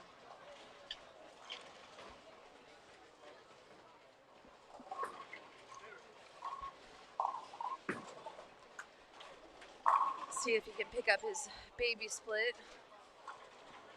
It's a tricky spare. It's doable.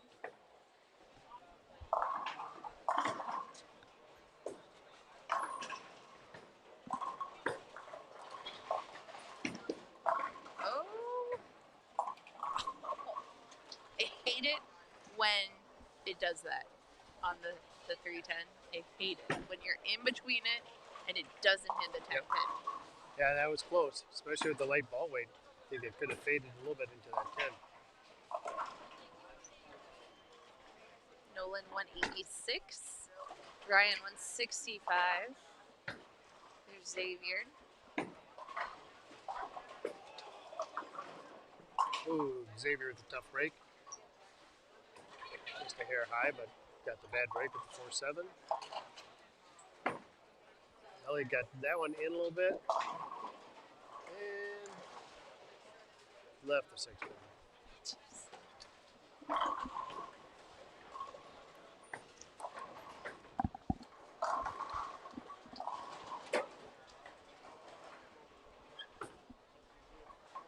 This is a cold spot you have here. Yeah. Why do you think I'm standing up? Like, yeah. We think that the walls are trapping the air in this little area. Yeah, I think you've got 2 fans coming right at you, and then you are keeping it in with the Yeah. walls.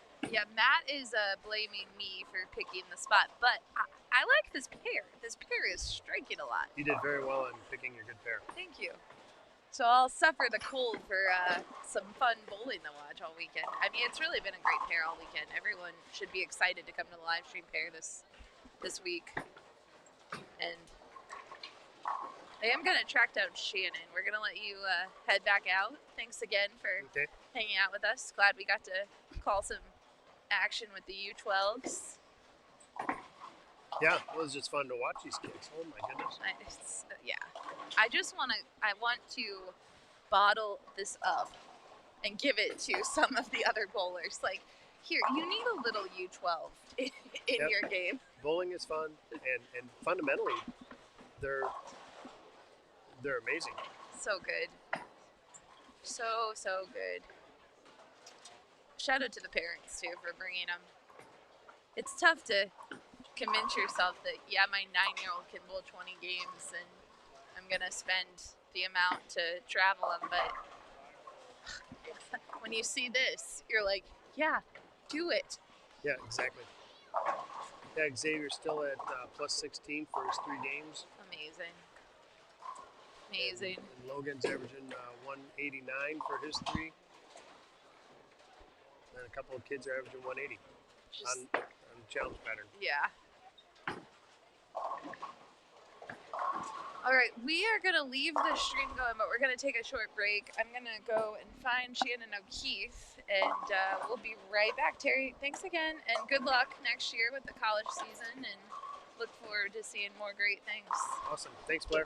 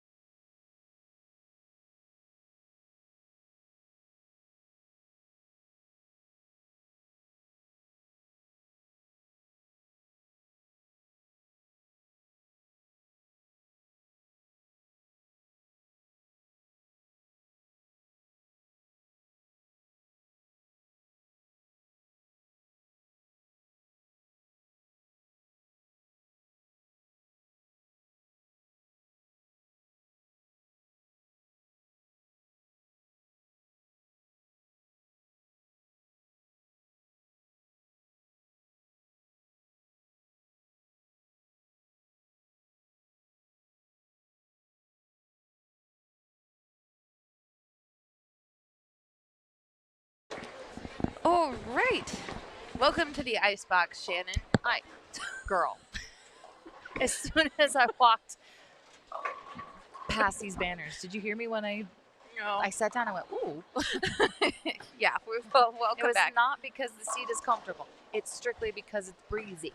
Yeah, boys, if you are warm, you can join us in the live stream. It is breezy. We have a new set of bowlers. Are pacing again, as it has been all weekend. We got one group: JJ Yelton, Ryan Richter, Trenton Skaggs, Trevor Mason, Benny Jason, and Rodney Celeste Alnick. Those are all. This All is right. game 4. Game 4. It's happening fast. Yes, and I think that there will be some bowlers starting game 5. Already? I don't know. Yeah, because next to us, these bowlers, Nehemiah Kiefer is bowling right now. They're in game 4 and they're in the 9th. Oh, they're almost in done. the 10th round. Wow. Okay. Yeah. And just looking down, it looks like there are some that are. It's just going to be an interesting day. We're going to be talking about a pair. It looks like at the end, and we'll be the last ones done, maybe. Who knows? But we got some friends in the chat. We got a Let's Go X. Hi, friends. I'm not sure who Who's X X? is, but Let's Go X. All and right. then Let's Go TJ, Fun. who I also don't know who that is. Okay. Go TJ. Yeah. All right.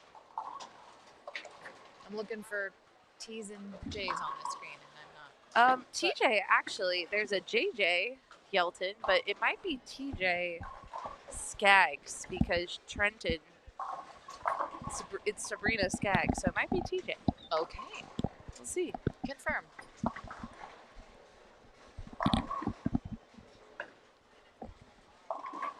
And I'm going to see if we have any bios. We do. We have a Benny Jeanson. Lakeville, Minnesota. Enjoy bowling at Farmington and Draculus. He is 13 years old, first SYC. Awesome. He did qualify for Junior Gold, which Awesome. home sweet home this year in Minnesota. He's very good at making new friends. Well, then this is the perfect place for him. Isn't it? Yes. And wants to say hello to Mom, Dad, sisters, Nana, and Papa, and the Marks family. Hi, family.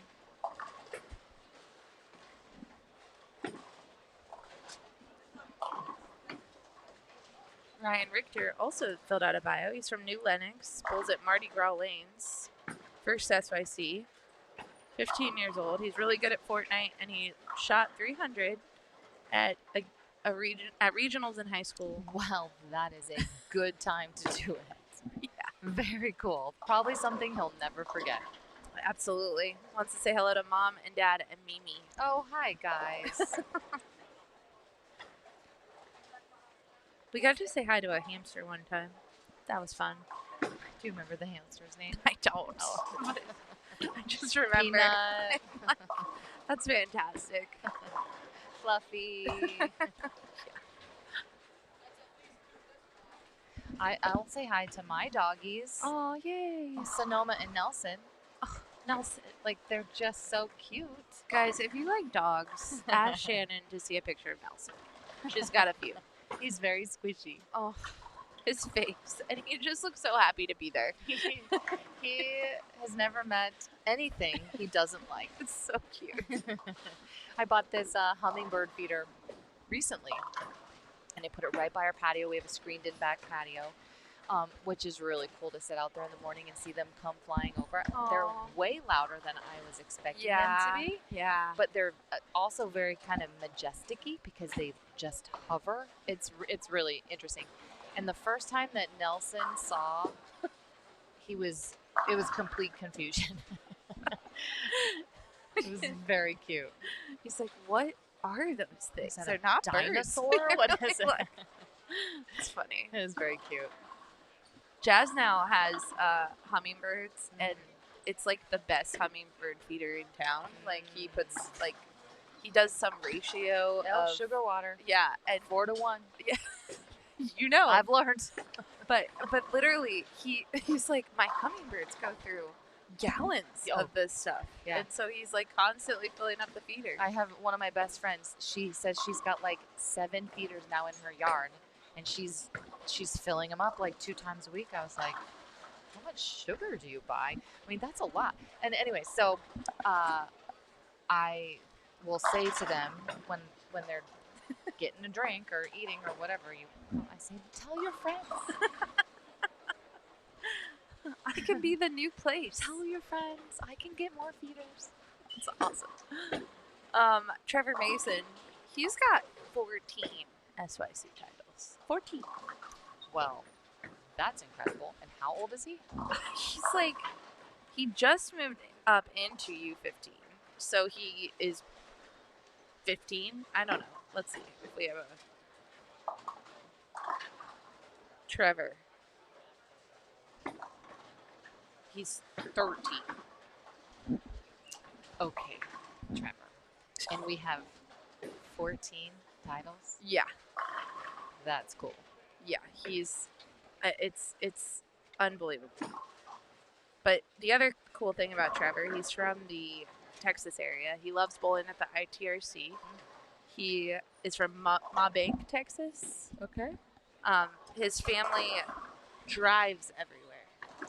So they drove all the way up here. Yes. It's amazing. They drove to Connecticut one year. They drive to Vegas. They drive to Reno. They drive to Myrtle Beach. I need to know how often they have to get a new car. Right. And what cars do they travel in? Yeah, but you'll always see Trevor Awesome. with his mom. That's his awesome. grandma comes too. His little sister. And little sister Lucy has bowled her first tournament ever, which is awesome. Oh, fun. She hasn't bowled the SYC yet, but she's bowled some tournaments, and she's all camped out. She always got a blanket. She has some of those squishies. I was seeing them in the break. Yes. I love that. Yeah, it's so cool. That is so cool. But just another way that these families are supporting these bowlers. Oh my gosh, incredible. So, Shannon, what are you seeing in the pattern? Anything? What are you observing? Yeah, like I definitely think playing like starting around 10 to 12 was probably the place to be. Yeah. And you just kind of move in from there depending on your rev rate and what you bring to the table. I did see quite a few people using a lot of surface early. Yeah, I think that's always a little tricky because to me, this pattern doesn't have a crazy amount of volume that would require some of the surface that appeared to be on some bowling balls. But hey, they're learning and they're working through it. But it felt like the surface that we did see going down the lane early on, it seemed like they did get out of it pretty quickly. I still see some bigger bowling balls, bigger ASIMs going down the lane. Those that were just not a lot of surface, but those that were struggling with the ASIMs, some of them were able to transition to like bigger symmetricals like Rock Stars and Bionics. Yeah. But they had a little bit of lane shine on them, and that looked pretty good. Yeah. So. Yeah, as we saw before practice, then during practice, I saw more people putting surface on it, and it didn't Make it look better. No, it didn't. So I'm not sure. Yeah. But it looks like we're going to get some U18 boys. I'm going to pull up the scores. They were not in when I looked the last time. U18 girls has turned into a little tight race over. Okay, so we're still missing a lot in this division. Let me do a refresh. Yeah, we're still missing some, but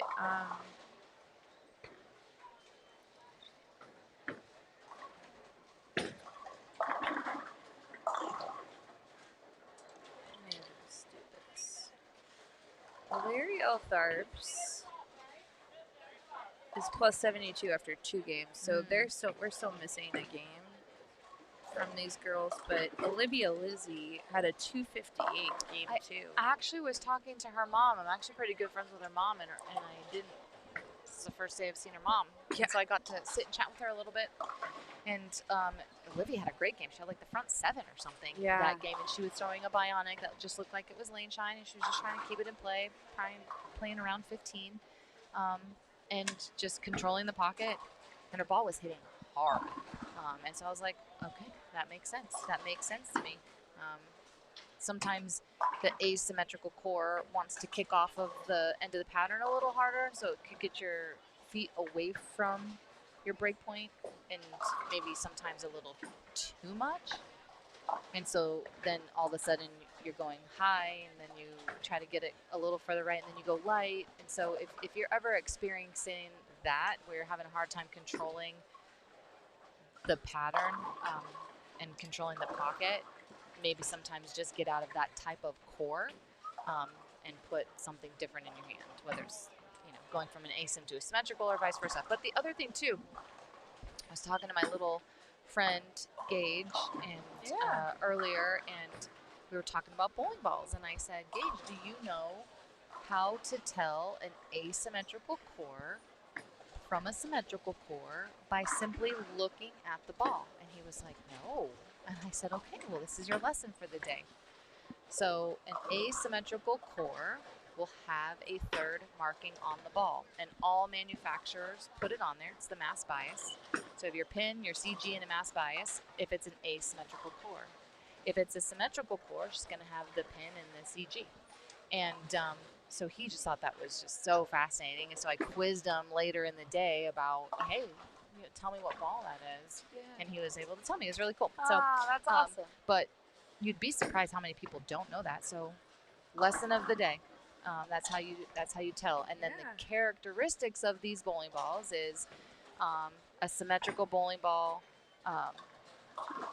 tends to want to roll just a little bit earlier and just be a little bit smoother when it encounters friction. And the asymmetrical balls tend to want to get through the front part of the lane a little easier, even if they have surface on them, a little easier, and then a little more of the hockey stick shape when it encounters friction. Yeah. That is like stripping it down. Yeah, like that was pretty. There's so much more to it than that, but stripping it all down and making it as simple as possible. That's the key. I mean, bowling can get really overwhelming with the tech. Oh my gosh, I think you have to have a physics degree to really, truly understand it. Yes. You have spinning objects on different planes, horizontal and vertical planes, and speed and different amounts of friction, and just forget it. Like, that's really hard. So it's a lot. That would be my simple lesson of the day. I love that.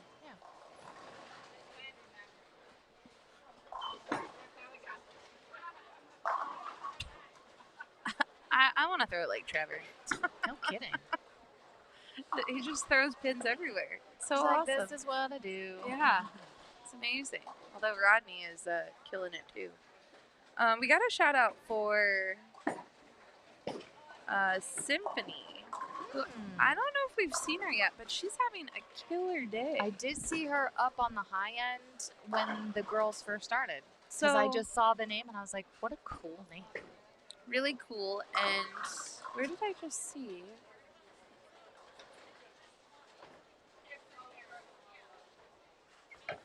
She 15? Yes. Yeah, she is.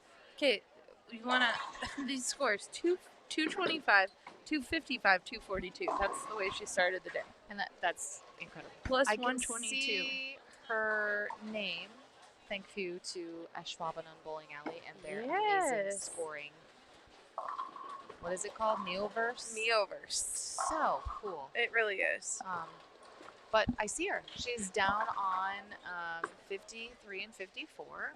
Nice. And this game, she has spare, and then it looks like 2 back-to-back splits that resulted in an open.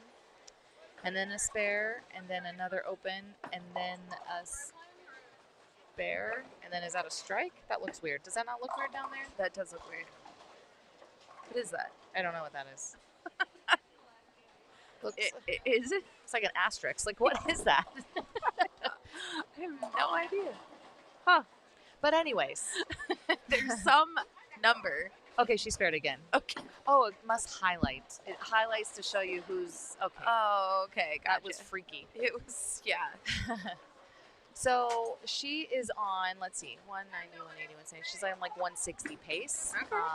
But hey, that's okay. She's got a cushion to work with.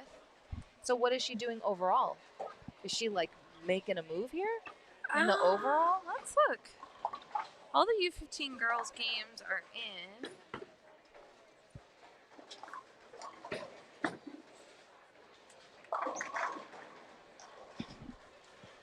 She is in 8th. Okay. She's pretty far down. She's about 100 pins back. But, Shannon, we have this really cool scholarship. Have you heard about Tell the me. PBA Never Gives Up scholarship? No. Our final round of the SYC, the first place, the gold medalist in each division, gets a scholarship, a bonus scholarship from PBA Junior that is the Never Gives Up scholarship. So, like Pretty Symphony, you could be having a really great round. You didn't have a great tournament. Our scholarships are based on overall pinfall, but you can still pick up a scholarship. It's pretty awesome. Yeah, PBA Junior, they're doing good things. You're doing good things. And I just love the thought of that, too. I do too. Yeah. It's just so funny. Like in bowling, we all just know that kids earn scholarship dollars for college. Yes, Like it's we just do. a known thing. It's been around for a long time. Yeah, true. Because I earned scholarship dollars, so that just tells you it's a long time. Yeah. But my whole point to this is it is the best / worst kept secret in our sport. It and what is. I mean by that is it's a best kept secret, meaning it's so incredible that these kids can earn this, but it's the worst kept secret because we don't promote it enough outside of our industry that people have no clue. And so at our school, when we're talking to other of the coaches in the athletic department, we're like, yeah, and the kids, they earn scholarship when they bowl. And they were like, what? Do I need to get my kid in a bowling league? And my answer is like, yes, you do. Because who doesn't want help when their kids go to college? And you're going to put money into the sports that they play anyways. Right. Why not have a little bit of a kickback that could help pay for some books or room and board for a year, or goodness, with some of them, it could pay for their entire college education. So Yeah. it's pretty incredible. I wish there was a way for us to just blast it from the rooftops because it's just incredible. There was it came up on, I forget it wasn't it was like Kelly and whoever Kelly and Ryan, or not Kelly and Ryan anymore. Oh, her husband. Yeah, Kelly and Mark. Yeah. That's who it is. Yeah. Okay. There was an actress that came on and her daughter had started bowling, and she was talking about scholarship That's money. cool. It was so fun. We're like, no. And were they like floored by it? yes. Yes. They were. And she was floored when she found out, and now her kids are all into bowling. I love it. I'm like, come bowl in SYC. That would be cool. We'll take care of you. Yeah, really. It really is such a great thing that they started, and Yeah. and I think the last time that I am aware is they have up to 7 years Yes. from when they graduate Pretty high school sure. to use it. So that Yeah. covers you through your undergrad and your master's if Right? you've been blessed with the bowling talent and the opportunities to win lots of money. Yeah, and you can also use it in trade schools. You can can. use it in a bunch of different ways. So even if you're a kid that's like, I'm not going to college, what am I going to do with this money? Or, yeah, for sure. Or let's say you have an abundant amount of money, they now are allowing you to gift it to your siblings. It's really cool. It is so cool. Like, college is stressful for parents when it comes to the financial side of things. So anything that helps take the burden off, I'm down. Yeah, and I mean, I know there probably are not people listening to this stream that aren't already in bowling, but like you said, you talk to your coworkers and other people about, hey, get your kids bowling.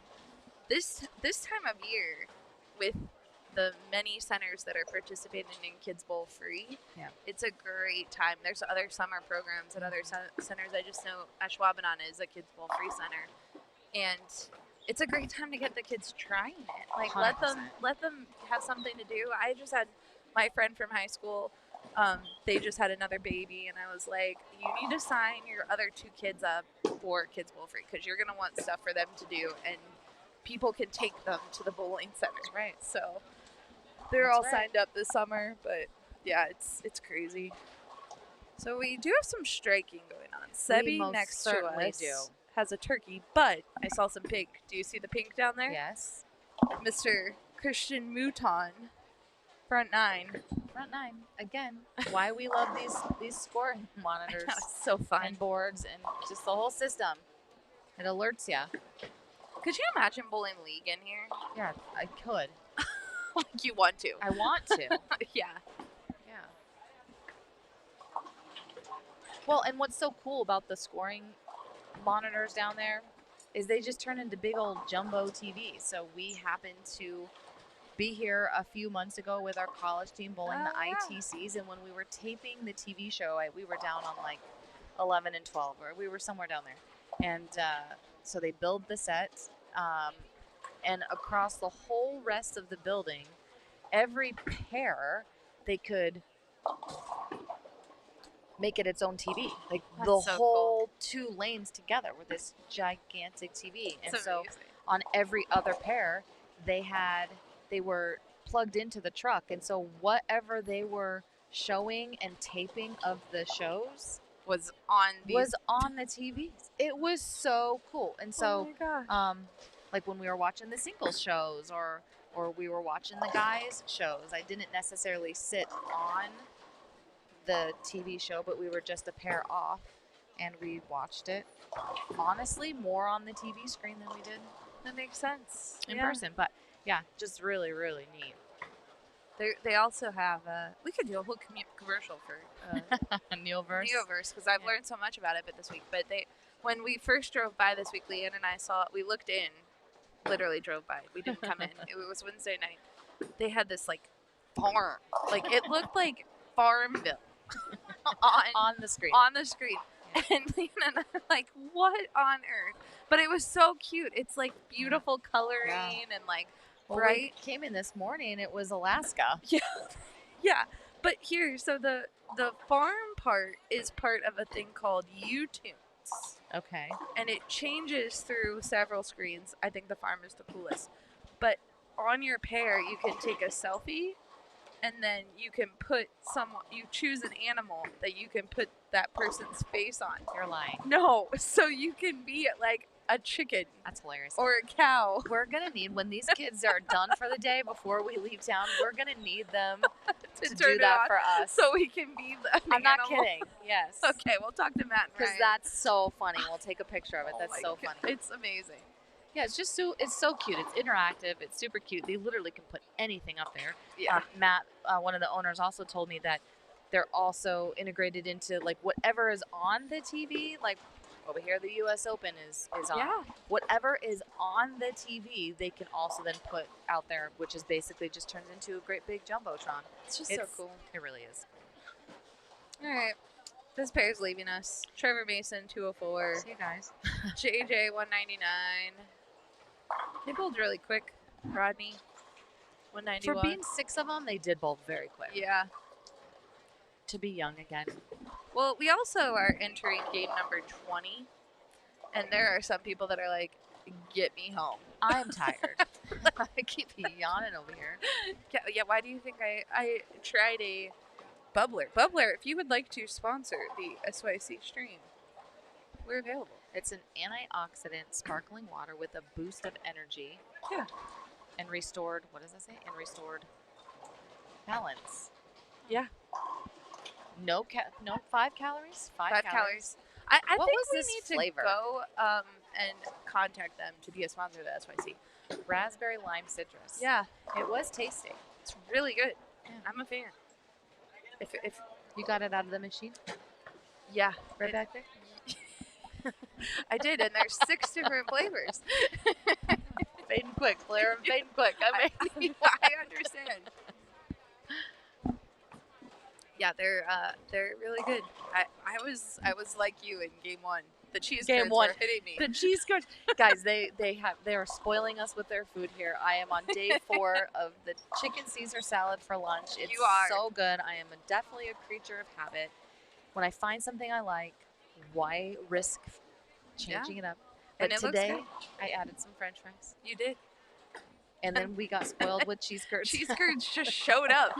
And we're sitting in there having lunch, and they're telling me, you and Leanne are telling me how, like, everybody brings you these goodies, and I'm like, this happens every tournament. You're spoiled with the goodness of It's kind of wonderful. food and sweets and all the things. There were 3 chocolate bars that showed up in the booth that I sent back to the room like, too. why am I not invited to more of these? I know, right? Strictly based off of the food. I know, it's amazing. Yeah, it's awesome.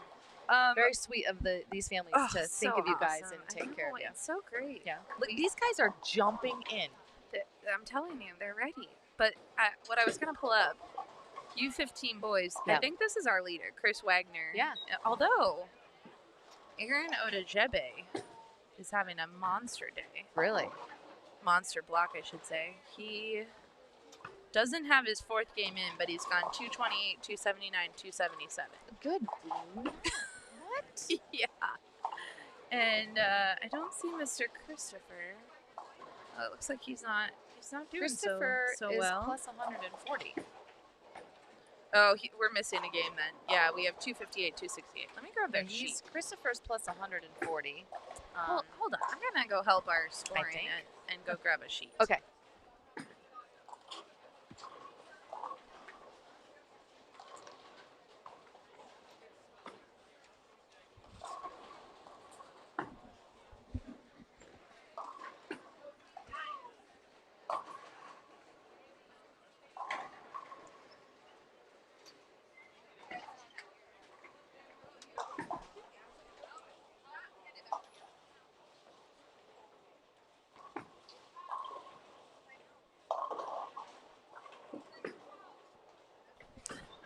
We have a great system for keeping scores, but sometimes when we split the house and the pacing is weird like this, the score sheets move. Yep, they get lost. Yeah. So Not we're lost, but like missed.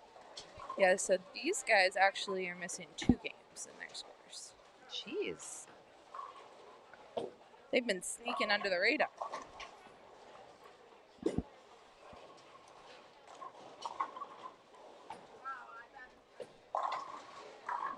The good news is it's easy to input them, and Blair is on it. Yeah, we'll be good in like 5 minutes or less. Bowl metrics is pretty amazing, and they make it very easy to input the scores and get results quickly when we don't miss sheets. Yeah, Yeah. it just happens. It happens. These guys Forgive us. are quick. They're like super quick. Yeah. 54, 72.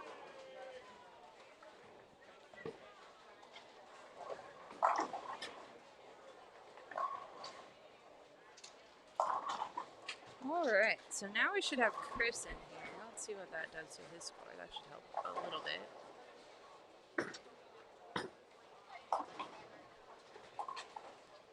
Oh yeah, now Christopher is still in the lead, plus 501 for the tournament, plus 142 for the day. Okay. Yeah. Amazing. But these scores are high. So Chris has gone 258, 268, 228, 188. X Ingles 287, 216, 214, 223. Wow. Caleb Crow is in 3rd, 213, 181, 213, 207. And then we're still missing Aaron Odejebe. He might, I don't know where they are. Oh, they're down there.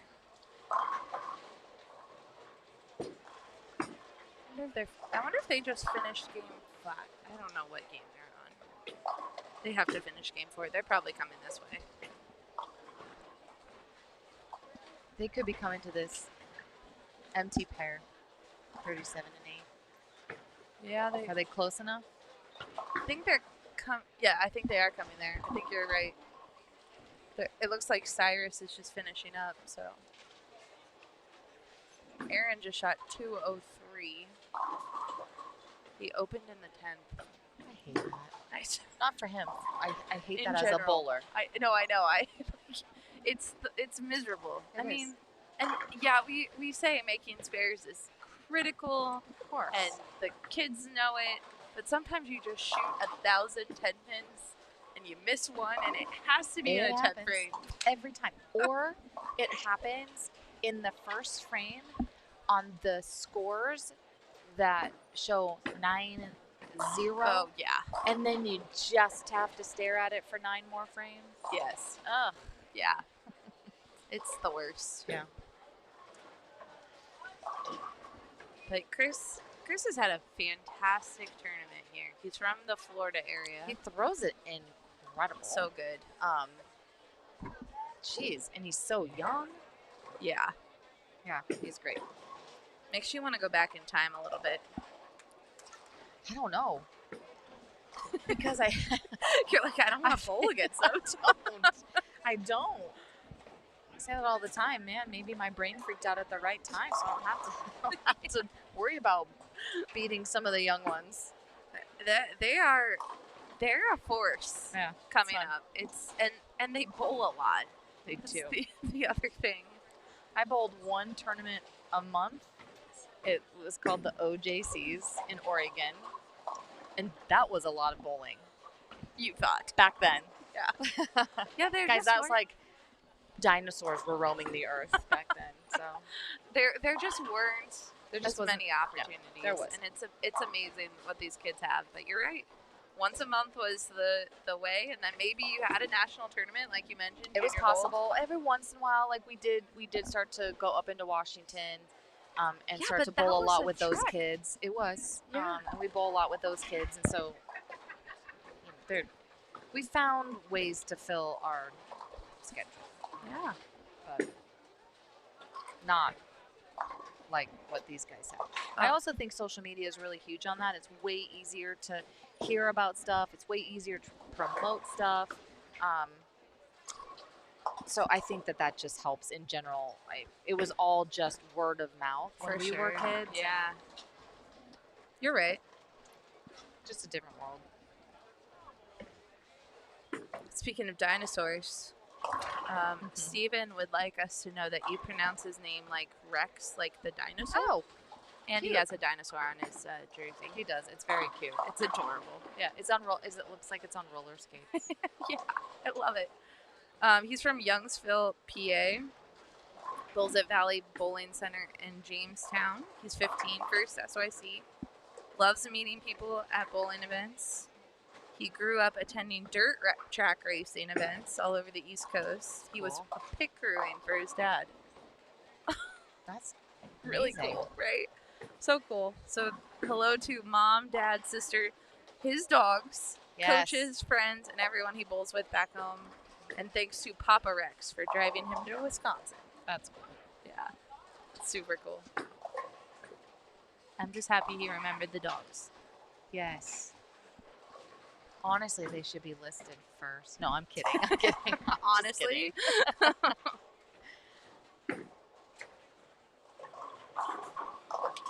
I don't see many other bios. Oh, almost.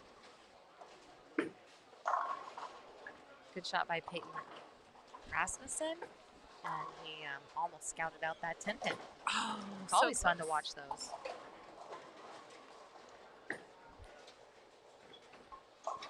Yeah, and this pair will send us off. This will be the last pair that we watch. We've got we got to get the awards ready. We do?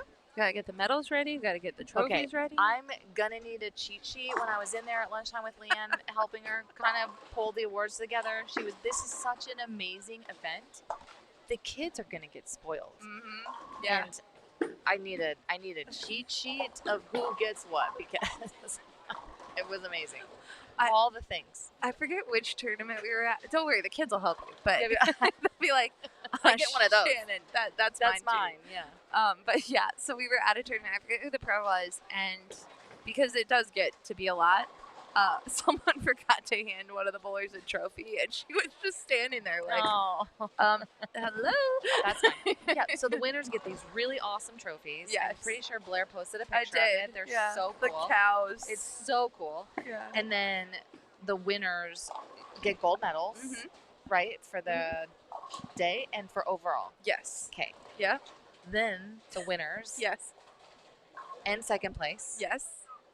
No, are no, no. on. No. Oh, yeah. Yes, You're right. are Winners on and like second. the All-American team. Uh-huh. Guys, they get a bag. They get sunglasses. Yeah. They get a pair of 3G shoes. Yep. I'm missing stuff. They get a goodie bag or something sent to them from Turbo. Yep. They Get a what? jersey They and jacket a from Coolwick. customized jersey and jacket. Like what? Yep. Yeah. And then second and third. No. Yes. First and second and third. Second and third. Get banners. Yes. They get a. Yeah, because the first place gets a banner with their name. Oh on yes, it. yes. So But there's they- extra banners to Yes. give to second and third Yes. to commemorate their great weekend. Yes. And I feel like I'm missing There probably is multiple more. other things. Yeah. Yeah.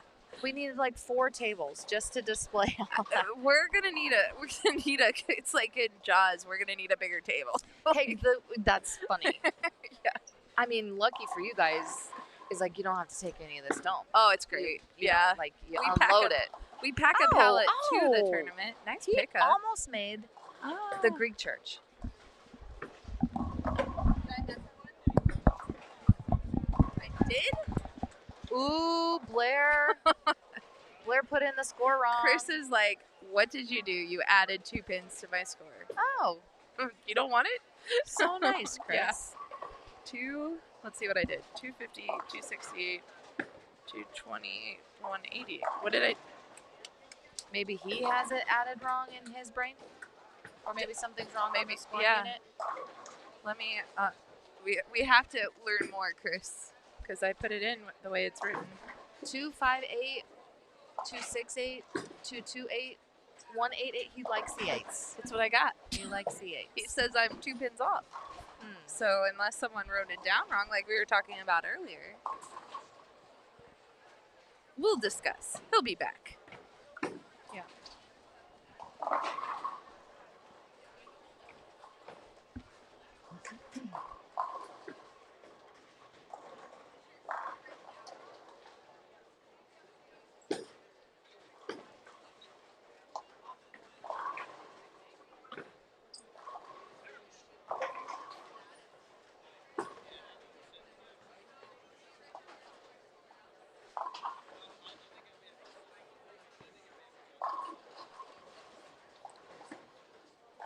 He thinks he shot 186 instead of That would 188. make more sense. Yeah.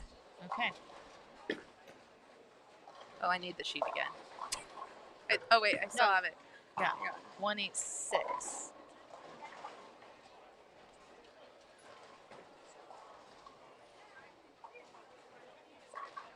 $186. There we go. Okay. Easy. And I love the honesty. Me too. I mean, honestly, it's kind of hard in our sport to. There's so many checks and balances, and it's a computer that you can just pull it up and look at it. So 100%. it is hard to fudge it a little bit, but Yeah. I agree. It's learning great values. Yeah. Pretty soon we're gonna have to make them do like the tour and initial after every game that they put scores in because There have been a lot of mistakes. yeah. And Every time we're sitting in the office and Leanne is plugging away, confirming and making sure everything's in there, there's like a half a dozen kids that are coming in after every round. Oh, I think this is wrong, or my score's wrong, and yeah. it's a lot. Yeah, we also aren't, they're not writing down their scores, so we're working, we're learning. It's all really good things. And this weekend, 61 new bowlers. So yeah, that'll do it. you got to learn somehow. Yeah.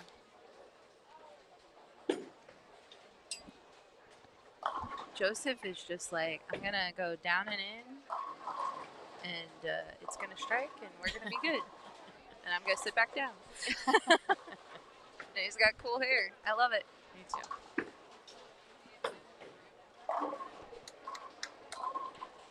Great shot by Peyton.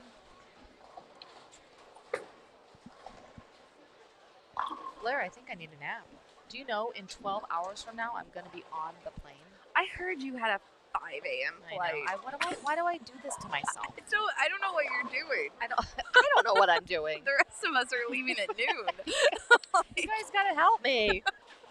We're like, Mike and I are like, what time is it? I know. A lot of it is truly, we have a dog sitter this weekend, and Brian's gone. Brian's gone, so just trying to get home to them. But then I also leave next Thursday for a couple days to go down to Florida and go to KEGEL and help out a clinic there. So I get it. I'm trying to maximize the hours that I am home. But every time I book it all the time, and every time I question life's choices when we all do. That happens. I was just texting with one of my friends who's coming to Vegas in a couple weeks. Where I'm working an event, but she already had planned a trip out there, and she texted me her flights, and she's taking a 5 a.m. flight on Sunday. She's like, I figured you'll be working, so we're not going to do anything crazy late. And she's like, I'm going to hate my life when I'm leaving Vegas at 5 in the morning. I'm like, I've been on that flight. You will. I can confirm. Yeah, but you will not hate your life when you're at home. When you're at home and you're walking through your door at 9 a.m., that's a pretty amazing. Yeah, you're not going to hate your life. Yeah. You might be a little tired. That's what naps are for. Yeah. With Nelson. Nelson is a napper. Oh, I love him. He's still a baby. He's a napper. He's like, come here, let's cuddle. Yeah. Oh, buddy. Yeah, I do try to get home quick, though, now. I understand. Well, we did it for years on tour, and it always sounds like a great idea. Yeah. Because, we're going to be home by this time. Yeah. And other people are just going to be leaving that city. Yeah. Leanne books us on the 6 a.m. flight a lot. She does. You know, we really need to reconsider. We're getting older. Yeah. It's getting harder. But last time we took a 6 a.m. flight, she was hating life, and I'm like, Well, not only do I do this to myself, but I was just at home visiting family in Portland, and I chose to come home on the red eye. So I landed in Atlanta at 6:30 a.m. Yeah. Which is fine. Yeah.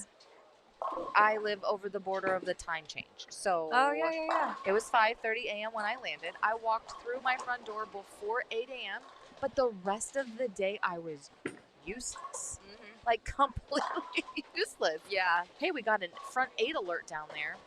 Yes. Yeah. Who is that?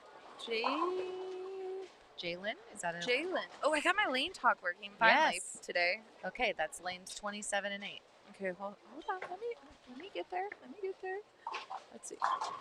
So anyways, you do it to yourself both ways. I don't know why, but we all do it though. Mm-hmm. It's Jaden Rammel. Okay. Yep, front 8. All right. It's very cool. It is very cool. Louis on that pair is having a good game too. He went open, double, spare, turkey. Yeah. And Gavin, has a 4-bagger. He does. They're all striking. They figure something out. But yeah, I still live in the red eye. I'm a red eye fan book, which I think you either like red eyes or you don't. And I especially like red eyes now that I live on the West Coast to the East Coast. Yeah. I will 9 out of 10 times if I'm picking between a red eye or losing an entire day. Okay, that is a valid point. I'm like, I'm going to fly all night long. I might be a little tired, but at least I'm there. If you can sleep on planes, which I totally can, a red eye is doable. Yeah. Especially if you're going somewhere. Yeah. I don't know. I see people bring kids on red eyes, though. I'm not sure that's my a good plane play. From Portland to Atlanta was loaded with kids, and I question their choices. I try to not be judgy, but I was like, what are we doing? But then I also found out, like, thankfully for me, I just had a direct from Portland, Oregon, cross country to Atlanta, going from west to east. It's way faster. It was only like 4-hour flight. It was beautiful, and I didn't waste a whole day flying and catching connections. Yes. But the majority of people on my flight were then catching a connection in Atlanta to then go somewhere else. And that sounds terrible. I draw the line. I did this one time. I made an accidental booking. I had a connection for a red eye. Worst decision of my life. Because things will happen. Actually, I've done it twice. The first time was an error. The second time was just me confirming that it was a bad choice. that it was a bad decision. Front nine down there. Let's go. Yeah. Because you get delays. Yes, and then, you do. And then the day's even just longer. Yeah. Or you're sitting in, for me, the Cincinnati airport for 2.5 hours at 4 in the morning, and you're like, why did I do this to myself? Okay, so back when I lived in Rochester, it's where Brian was from. I moved there. We got married there, all the things. We used to bowl the Super Bowl high roller. If there's parents on here that were bowlers, probably are aware of that. Some may not have an idea what I'm talking about. But we would be flying back from Vegas to Rochester, and a lot of times we would take the red eye. But the Rochester airport is quite small. It so is, you could never get a direct, so we always had to fly. And we flew through Pittsburgh a lot. And, yeah, Pittsburgh a lot was kind of – and we were on a red eye one time, and we – had like a 3-hour layover, and I was miserable. Because I was so tired. But guess who came strolling past us and was hanging out in our gate in Pittsburgh at 6 a.m.? Muhammad Ali. No. Not kidding. Stop. So cool. I have always wanted to see a celebrity in the airport, so and I never cool. have. I'm convinced they don't actually fly. Yeah, they don't or exist. Like That is amazing. Muhammad Ali, yeah, he was there with maybe his daughter, and he was definitely shaky, and Brian's like, I gotta go say something. I'm like, absolutely. So Brian walked up to him and says, hey, champ, it's great to see you. And he stuck out his hand and shook Brian's hand, which was very cute. So and then he handed Brian an autographed picture. I'm sure they were pre-autographed, but we had that for the longest time. Brian ran to the payphone. That's the thing. Before cell phones, ran to the payphone, called his dad. Hey, I don't know if he's on our flight or not, but bring the camera to the airport. It was really cool. He wasn't on our flight. He was just taking a break. But yeah, That's Muhammad cool. Ali. That's fantastic. That's very cool. Yeah. Someday they'll be a celebrity. But now I'm convinced. I'm like, maybe I just won't even recognize them.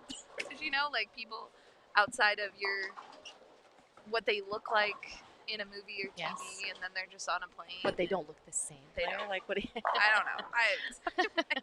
I just have never seen one, so I'm like, it's like anything. Like, he missed. No. Looks like a 7-pin. You know how I can find out? Lane talk. Handy dandy. Yeah. Good call that this Pretty was, awesome. You've lived in Ashwaubenon this year, so yes, I'm aware. And without me bowling on tour, it's a 4-pin. A 4-pin. Yeah. Without me bowling on tour anymore, we have so many of our kids out there, and they've done an awesome job expanding the amount of cameras they have for Bowl TV at these PWBA and PBA stops. Like almost every pair seems to be on camera, but those that are not, Lane Talk has become a great friend of mine just to keep an eye on what my kids are doing. Yeah. So we watch a lot of bowling in my house. I get it. Chris Wagner is continuing his domination. Yeah. Like that is no other way to put it. He's having a great weekend. I'm happy for him. He's so young. Like, is he already thinking about college? I'm sure he is, because I don't know how these kids aren't now, because we do bring in coaches like you to do seminars. And, but they... Oh, he almost carried that. He did almost. I think... I'm going to have to ask his dad. Actually, his dad's right here. Oh. I swear he got injured and came back from an injury. Wow. Well, hold on. Yeah, fine. We need details.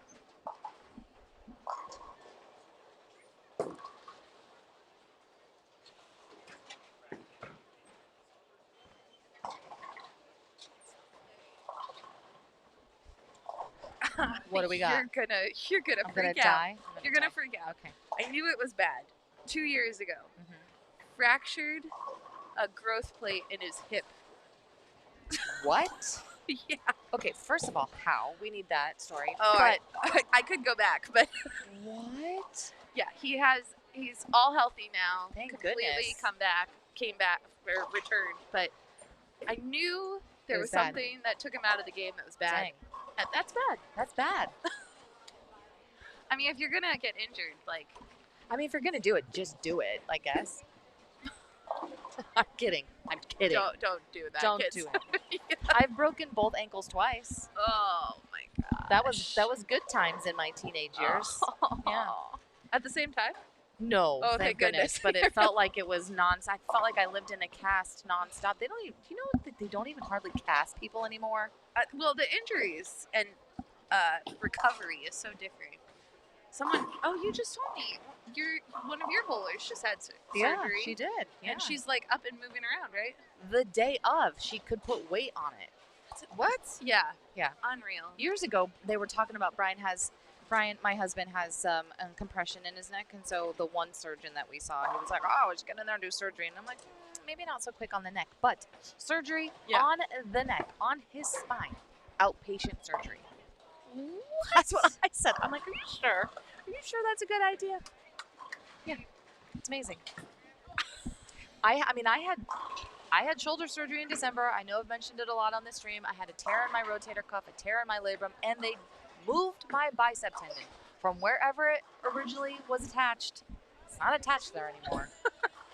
And I was out of that hospital within 2 hours of coming out of surgery and sitting on my couch. So, like, they just don't mess around anymore. Like, it's got to be real bad if they're going to keep you overnight, I think. No kidding. Yeah. Oh man. It's all right. I don't Impressed. think you needed those pins, Yeah. but So- you could slide it over. You could make it fun and Totally just could. pick up the 4-9. I wouldn't be surprised. I wouldn't be mad about it. Just like Mr. Rex is finishing up, Yeah, great finish here. for sure. We're almost done, Shannon. Thanks again for spending the weekend with us. Yeah, you kidding? So Oh. fun. Who's coming to Oregon? Daria. How fun. Yes, she is going to join us. She also has been. Oh! Oh man, I'm that would've yelling. I'm yelling. that was exciting. We just talked about it. We called it. We did. It didn't work, but No, Daria also has been going through some injuries this she year. has. So She has. It poor hurts my thing. heart for her. I I know. reached out to her. I don't know her well, but I reached Yeah. out to her and just said, "Hey, I'm here.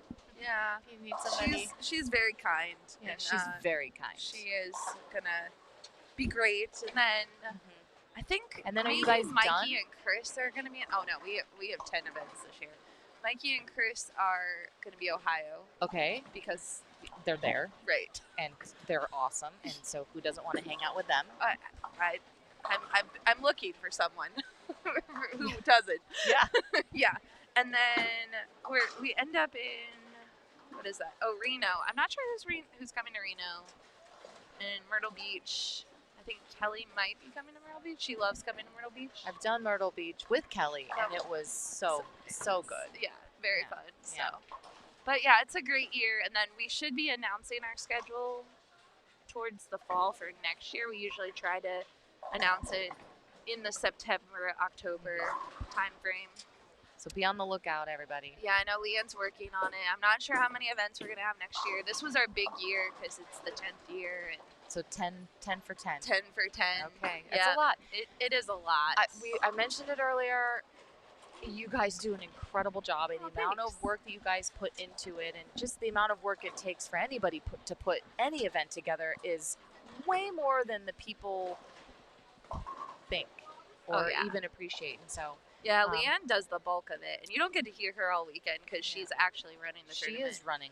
She's got to take like 3 days off after. She's got to be so She tired. goes straight to the office. She's a There's no days mad off. woman. Yeah, she gets her steps in. That's for sure. No so kidding. It's amazing. But It is amazing. Austin is gonna finish with a strike. We like that. Yeah. End the tournament on the best way that you can. Yeah, so we don't live stream the trophy presentation, but you guys can follow the scores on bowlmetrics.com. And we will see you all after Junior Gold in Oregon. So cool. Yeah, thanks again, Shannon. You're We'll welcome. We'll Thanks. see you guys next time. You've been watching the 2026 Super Slam Wisconsin. The Super Slam Wisconsin would not be possible without the generous donations from our sponsors: Storm Bowling, Cool Wick, PBA Junior, KEGEL, Turbo 2-in-1 Grips, 3G Shoes, Ray's Eyewear, Ballard's Bowling Academy, Master Industries, Quality Respite and Home Care, and by TD Transportation. Special thanks to the official scoring system of the Storm Youth Championships, Bowlmetrics. The preceding was produced exclusively by Storm Bowling. For more information on upcoming